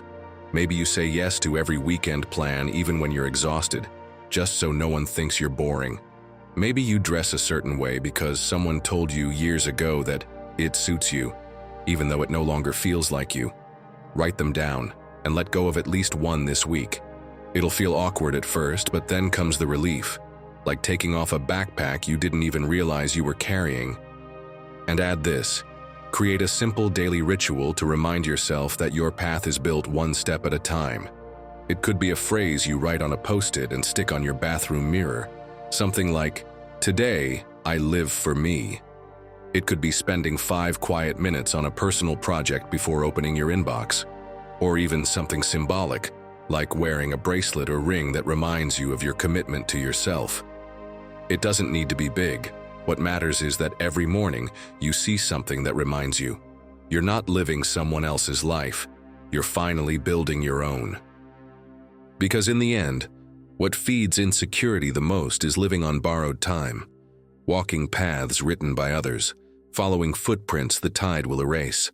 Clarity and confidence show up the moment you decide your life deserves to be its own road, marked by your steps, your stumbles, and your strength. Marcus Aurelius was right: if it's bearable, bear it, and move on. Because in the quiet, daily act of building your own way, you'll find the most unshakable way to eliminate insecurity from your mind. Lesson 29. Stop negotiating with your mind. My friend, let's be real, because I know this has happened to you more times than you'd like to admit. You sit in front of your computer, open the tab with the report you need to finish, stretch a little, take a deep breath and say to yourself, "Okay, just 5 minutes on TikTok and then I'll start." 5 minutes. That's the promise. But 20 minutes later, you're watching a dog doing yoga, someone baking bread with no hands, and a guy dancing with a watermelon on his head. And the report? Oh, it's doing just fine, still untouched. Meanwhile, you're stuck in a mental trap disguised as a harmless break. Your mind doesn't shout. It negotiates. It shows up like your personal assistant. "You're really tired today, you'll do better tomorrow. Just 10 more minutes in bed, you deserve it. Do the easy stuff first to warm up." But no, you're not warming up. You're spiraling into excuses dressed up as logic. And the more you give in, the more power that voice gets. Because every time you sit there debating with your own head, you lose. That's where Jay Alderton would cut straight to the point. I picture him peeking over your shoulder while you're on your 3rd video and saying, "Seriously? You're gonna let your day slip away like this?" Because Jay, coming from the military world, doesn't negotiate with his mind. He says that when his alarm goes off at 5 in the morning, there's no discussion. He gets up. Period. Cold outside? Tired? Doesn't matter. Because every time you give in on something small, your mind takes note. And next time, it'll be even easier to give in. It's like your brain keeps an invisible notebook. If you let it slack off on Monday, it'll ask for more on Tuesday. And by Wednesday, it won't even ask. It'll just take it. Marcus Aurelius, despite carrying the weight of an empire, left us a phrase perfect for those moments when you're about to delay everything. Do every act of your life as though it were the last. Think about it. If today were your last chance to act, would you really want to spend it watching fridge organization videos? What you often don't realize is that this inner negotiation isn't harmless. It's like opening the door to a thief, one who comes with excuses. And the worst part? You're the one offering him coffee and clearing his path. Because when you're not the one deciding, your impulse is. And that impulse doesn't want your success. It wants your comfort. So what could you do next time your mind starts negotiating? Write down, big and bold, exactly what you're going to do, even if you don't feel like it. Like a contract with yourself. Because once your mind tries to convince you there are better plans, it's already decided. The deal is closed. Try something else that might sound silly but works. When your mind starts making excuses, laugh. Really, laugh out loud. Like what it's saying is ridiculous, because it is. Humor breaks the loop of repetitive thought, and it reminds you that that voice only has power if you give it power. And if you're thinking, yeah, but I have such a hard time starting things, then remember this. If something takes less than 2 minutes, do it without thinking. Don't negotiate, don't analyze, just do it. Get up, wash the dish, send the email. Because all that time you spend debating could have already been enough to finish it. Sometimes thinking about doing something takes more energy than just doing it. Your mind doesn't need motivation. It needs direction. And if you keep opening the negotiation table every morning hoping to win, get ready. You'll lose more often than you win. But if you learn to decide without waiting to feel ready, without asking permission from your laziness, your mind will stop being a roadblock and start pushing you forward. Because the one who decides builds. The one who hesitates too much always stays at the starting line. Lesson 30. The people around you are programming your mind. Epictetus had an unbreakable rule for his students. Watch carefully who you share a meal with. Not out of social protocol, but because he understood something most people ignore. The people you spend time with don't just affect your mood. They reprogram your thinking, your standards, your limits, your sense of what's possible, and they do it without you noticing. Drop by drop, conversation by conversation, until one day you look in the mirror and don't recognize who you've become. The Stoics didn't say this to sound elitist. They said it as a matter of mental survival. They knew you can have all the inner discipline in the world, but if you spend your time around people who constantly pull you down, eventually they'll succeed. Not because you're weak, but because that's how the human mind works. We are social creatures at the deepest level. We adapt to our environment to fit in. There's a story about Musonius Rufus, Epictetus's teacher, that illustrates this perfectly. One day a wealthy young Roman came to him asking to become his student. Musonius looked him over and asked, "Who are your 5 closest friends?" The young man began listing names of other rich boys known for wild parties and excessive living. Musonius interrupted him, "Come back when you've changed your friends. I can't teach you Stoicism if you're going to spend your evenings with people who live the exact opposite." The young man was offended. "But they've been my friends since childhood. I can't just abandon them." Musonius cut him with a question. "And what are they doing with you? Are they bringing you closer to who you want to become, or pulling you further away?" The silence that followed was answer enough. This isn't about being cruel. It's about being honest about the impact people really have on you. You can care about someone and still recognize that being around them leaves you worse than before. You can have history with someone and admit the relationship no longer builds you up. And you can make tough decisions about who you spend time with, without feeling guilty. It's not selfishness, it's mental protection. Picture 2 people training for a marathon. The first surrounds themselves with experienced runners, people who wake up early, eat intentionally, talk about technique and progress. At first, it's hard to keep up, but slowly, they adjust. They rise to that level. They adopt the habits. They become a marathon runner. The second stays with their usual friends, people who prefer beer and the couch, who mock their effort to run, who say skipping one day won't matter every time they consider training. Even with the same motivation at the start, little by little they slip. One missed day turns into 2, then a week, and eventually they quit. Same goal, same initial ability, completely different outcome. Not because of willpower, but because of environment. The people around you function as a thermostat for your life.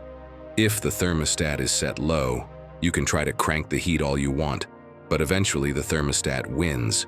It pulls you back to its level. The Stoics understood this. Seneca wrote entire letters on the topic. He warned that spending time with people who live without purpose infects you with that lack of purpose, that being around complainers makes you a complainer, that surrounding yourself with cowards makes you one too, not because their words convince you rationally, but because your mind absorbs their patterns without permission.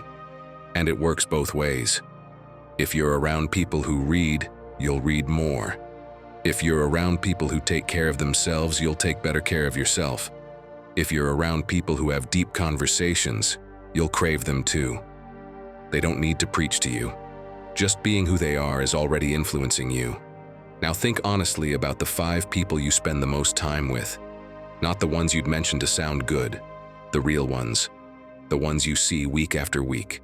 Ask yourself, without lying, how do I feel after being with them? Lighter or heavier? Inspired or drained? Do they bring me closer to who I want to be, or further? If the answer makes you uncomfortable, that's valuable information. You've got 2 options. Accept that your environment will keep shaping you in that direction, or make difficult choices about how you protect your time and your energy. Setting boundaries doesn't mean cutting people off cold.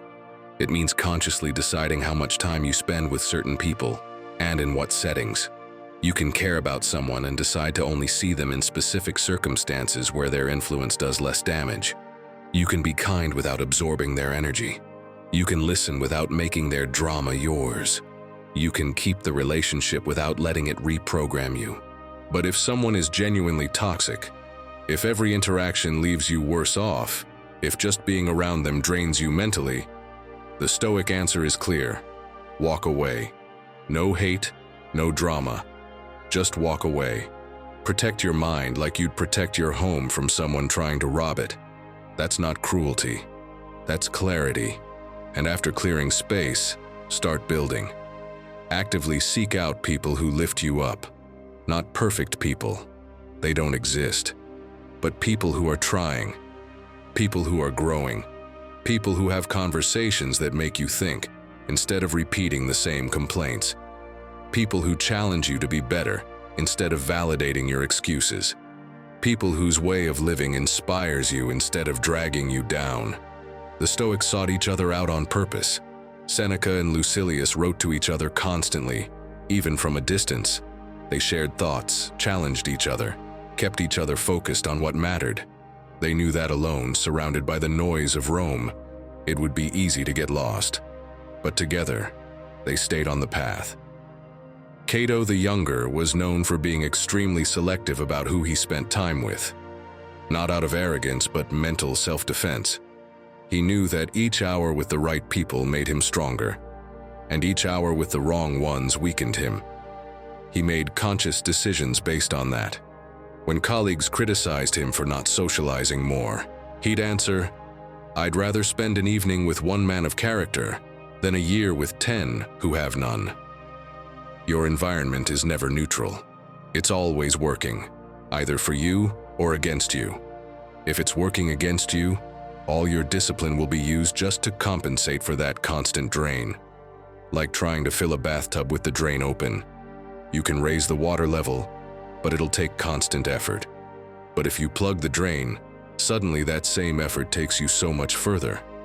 Changing your environment doesn't mean abandoning people. It means recognizing that if you want your mind to obey you, you need to give it the right conditions to grow strong. You can't train surrounded by people who say training doesn't matter. You can't grow if all you hear are voices reminding you of your limits instead of your possibilities. The people around you don't just shape your day. They shape who you become. And if you want a strong, clear mind that follows your command, you need to be intentional about surrounding yourself with people and places that strengthen that clarity. That reinforce it, not weaken it, not question it. Reinforce it, day by day, conversation by conversation, until your mind knows exactly who's in charge. Lesson 31. Distance turns drama into comedy. Think back to the last time something totally threw you off. Maybe it was recent. Someone said something you took as an offense. A plan got canceled at the last minute. You made a mistake in front of others. In the moment, it felt huge. Maybe it cost you sleep. Maybe you replayed it in your mind 100 times. But ask yourself now, does it still matter? Or has it passed? And if it's already behind you, why did you give it so much power back then? The answer is simple and uncomfortable. You were too close. When you're in the middle of a problem, it takes up your whole view, like holding your hand 2 centimeters from your eyes. That hand becomes your whole world. You don't see anything else, but if you move the hand away, suddenly you see the broader context, and the hand is just a small part of a much bigger space. Time gives you that distance automatically. That's why what destroyed you 5 years ago may now make you laugh. That relationship you thought was forever. That job you lost and thought meant the end. That comment that kept you up at night. With time, you realize it wasn't the end of the world. Just a difficult moment, one among many you've overcome. But waiting years for perspective is a luxury. While you wait, that drama controls you. It drains your energy. It consumes you mentally. Instead of your mind obeying you, it obeys the drama, reacting as if every little setback were a catastrophe. The Stoics didn't wait to see distance happen. They created it deliberately. One exercise from Epictetus. When something disturbs you, imagine it happened to somebody else, a stranger. Ask yourself how you'd view it from the outside. Chances are you'd see it more objectively. Maybe you'd even notice how disproportionate your reaction is. You might even find something comical in how seriously you took it, compared to how small it really was. Take the example of Seneca. He lost almost everything. Exiled multiple times, stripped of fortune, power, status. Yet when you read his letters from exile, you don't find bitterness. You find humor, perspective, a certain lightness even when describing tragedy.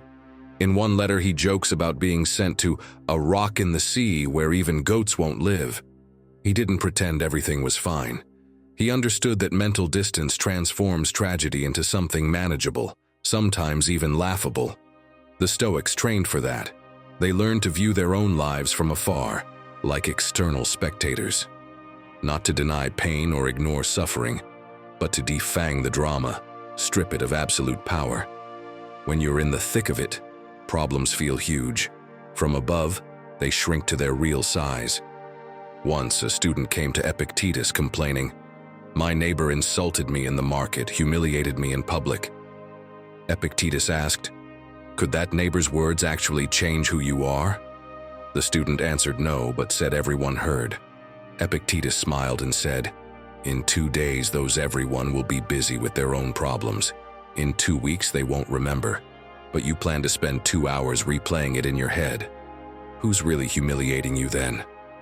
That question cuts deep. How much of your life will you waste on things nobody else remembers tomorrow? Here's a question that disarms drama before it swallows you. Will this matter in a month? If the answer is no, it already tells you how much of your energy, if any, you should spend now. That one decision changes everything. You can go into a meeting, receive a criticism, feel the urge to react. Instead, you pause. Ask yourself, will this matter in a month? Probably not. So instead of reacting, you respond. Maybe even with humor instead of defensiveness. The Stoics also used humor not as denial, but as disarmament. When a situation threatens to overwhelm you, stretch it to its absurd extreme. Imagine the worst possible exaggeration. A messed up presentation becomes the failure that will be studied in documentaries centuries from now. Ridiculous, yes. And that's the point. The brain sees the absurdity, and the emotional charge loses its power. Cato the Younger practiced this all the time, when enemies launched insults at him publicly, provoking him, expecting a reaction. He answered with dry irony. Once, called a bitter old man without friends, he replied, "True. That's why I have time to work on what really matters instead of pleasing people like you." The crowd laughed. The attack lost its strength. Cato moved on unbothered. Cultivating that mental distance doesn't require years of training. It just requires a conscious decision in the moment. When you feel triggered, pause, breathe. Ask yourself, will this matter in a month? What advice would I give a friend in this exact situation? How will I tell this story 5 years from now? These 3 questions shift you out of drama and into observer mode. From there you see clearly. You respond instead of reacting. You choose meaning instead of letting the moment define meaning for you. And if the drama already has a firm grip, search for the comic angle, not to deny what happened, but to regain balance. Every situation has multiple facets. Your dramatic mind only sees the tragic one. But if you look, you'll find something absurd, a little ridiculous. And that small absurdity weakens the intensity, opens space for calm. You send a wrong message, disaster, panic. But stop, breathe, and see it. Of all the lucky coincidences, the receiver at random landed at your boss. That probability alone could be comic relief, not erasing difficulty, just giving it context. And with context, you act. You don't collapse. Seneca once wrote, "Life is a play. What matters is not how long it lasts, but how well you act your part." He added with humor, "And if your role includes ridiculous moments, accept them gracefully. Comedies are just as respectable as tragedies." He wasn't saying don't feel pain. He was saying, measure it. Give it the space it deserves. Real problems deserve real attention, but they don't deserve to consume your entire existence. And most of what you dramatize isn't a real problem, just temporary discomfort blown out of proportion by a mind thirsty for drama. Life will keep giving you awkward moments, mistakes, plans that fail, words that hurt. It won't stop, but you can master the ability to step back, to see those moments for what they are. Just moments, not permanent definitions of your worth or your future, just scenes that will pass like those before them. When you master that, when you give yourself mental distance like the Stoics did, something extraordinary happens. Your mind stops being dragged into every drama. It stops reacting to everything like it's a crisis. It begins to respond like someone who knows this too shall pass, who knows that what seems unbearable now will one day be just another story. And that certainty, that constant perspective, is what keeps your mind under your control. Lesson 32. Failing is also moving forward. He was a kid who didn't really stand out. His grades were average, and when he decided he wanted to become a filmmaker, most people saw it as just another wild fantasy. He applied to one of the most prestigious film schools in the world. Rejected, tried again, another no, again, a third time, and still nothing. But he didn't crumble. He snuck into a film studio, asked for a job like someone asking for a chance to breathe, and little by little earned the respect of the very people who once ignored him. That kid was Steven Spielberg, one of the most influential directors in history. And do you know what the key was? He didn't let rejection define what he was capable of, because instead of giving in, his mind got stronger. Every no became another rehearsal. That's how it works. The difference between those who stall and those who make it isn't usually talent or luck. It's how you interpret failure. If your mind takes it as a verdict, you freeze. But if you see it as feedback, you adjust your course. And you don't need to be Spielberg to learn this. Picture it. You're prepping for a job interview that really matters to you. You've reviewed all the questions, researched the company, even visualized yourself answering with confidence. You show up with your best, but they don't choose you. That night you feel hollow. You start telling yourself, "I'm not good enough. Something's wrong with me." You feel hurt and ashamed. You don't even tell your friends. Because to you, that failure wasn't just a step.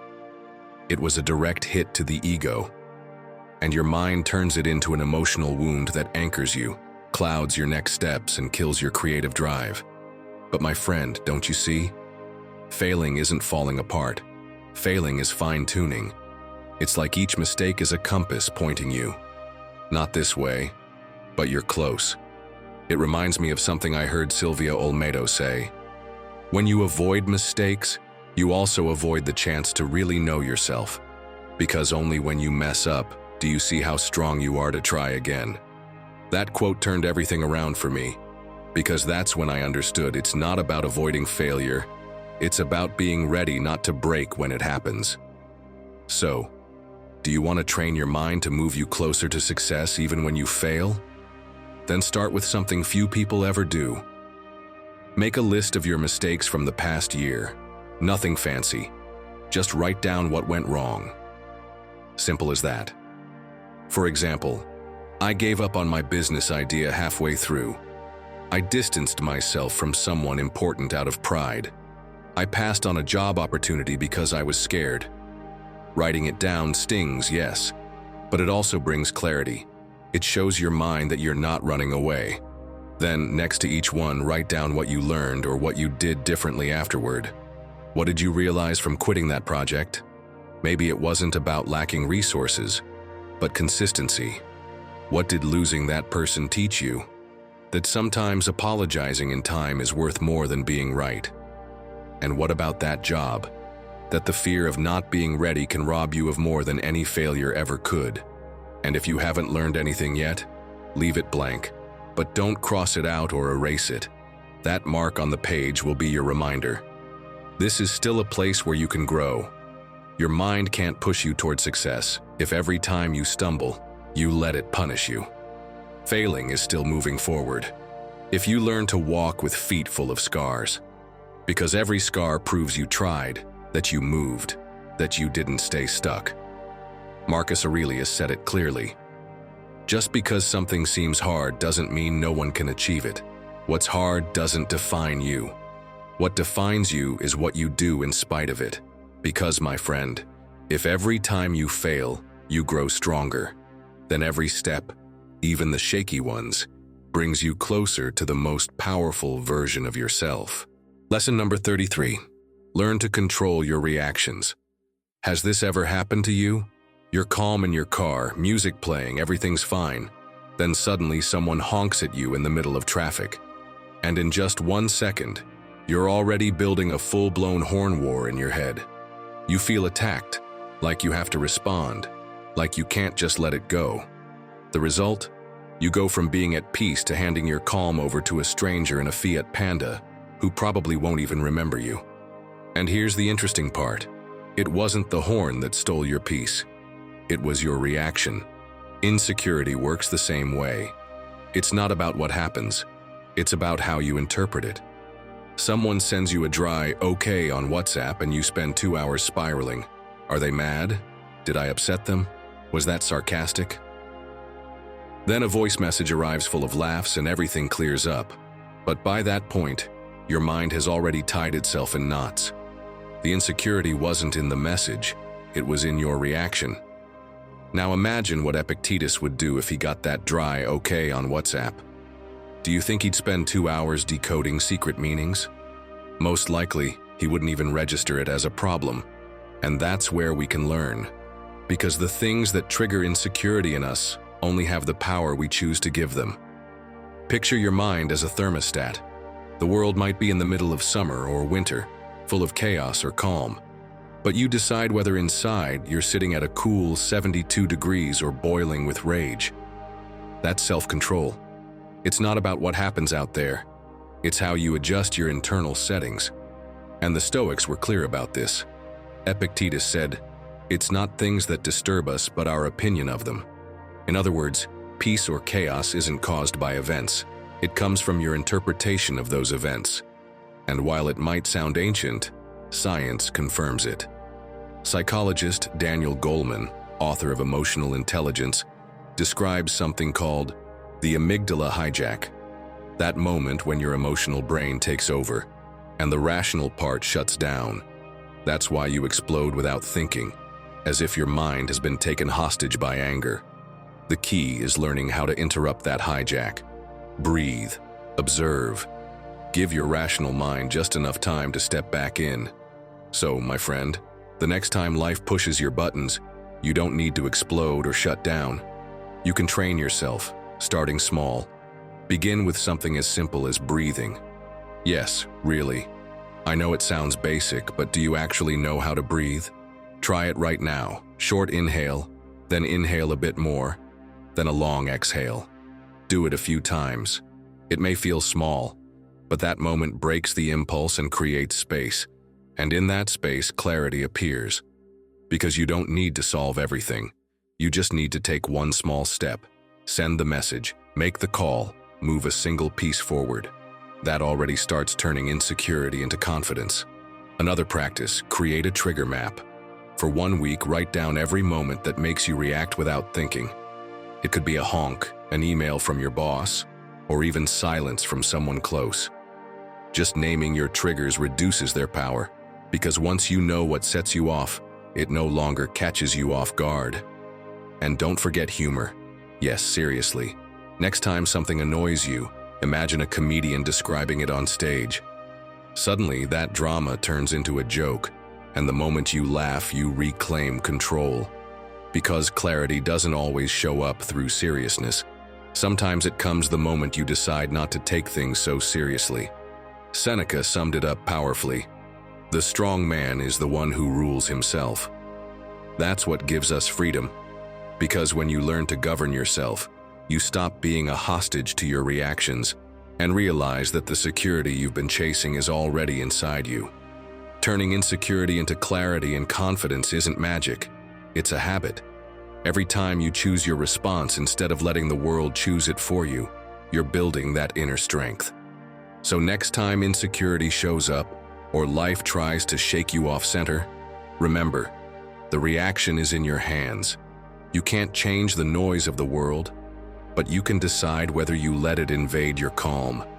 And in that choice, little by little, insecurity starts to disappear from your mind. Now tell me, have you ever lost your cool over something as small as someone cutting in line at the supermarket? Drop it in the comments, or write, "The control is mine." So we know you're here training your mind with us. After all, that's what this community is for, to remind each other that clarity is a muscle, and we train it every single day. Eliminating insecurity from your mind isn't a one-time act or a magic formula. It's a path you build every time you choose to move forward, even without all the answers. Every time you decide to trust yourself more than the doubts you inherited from others. Clarity and confidence don't just show up.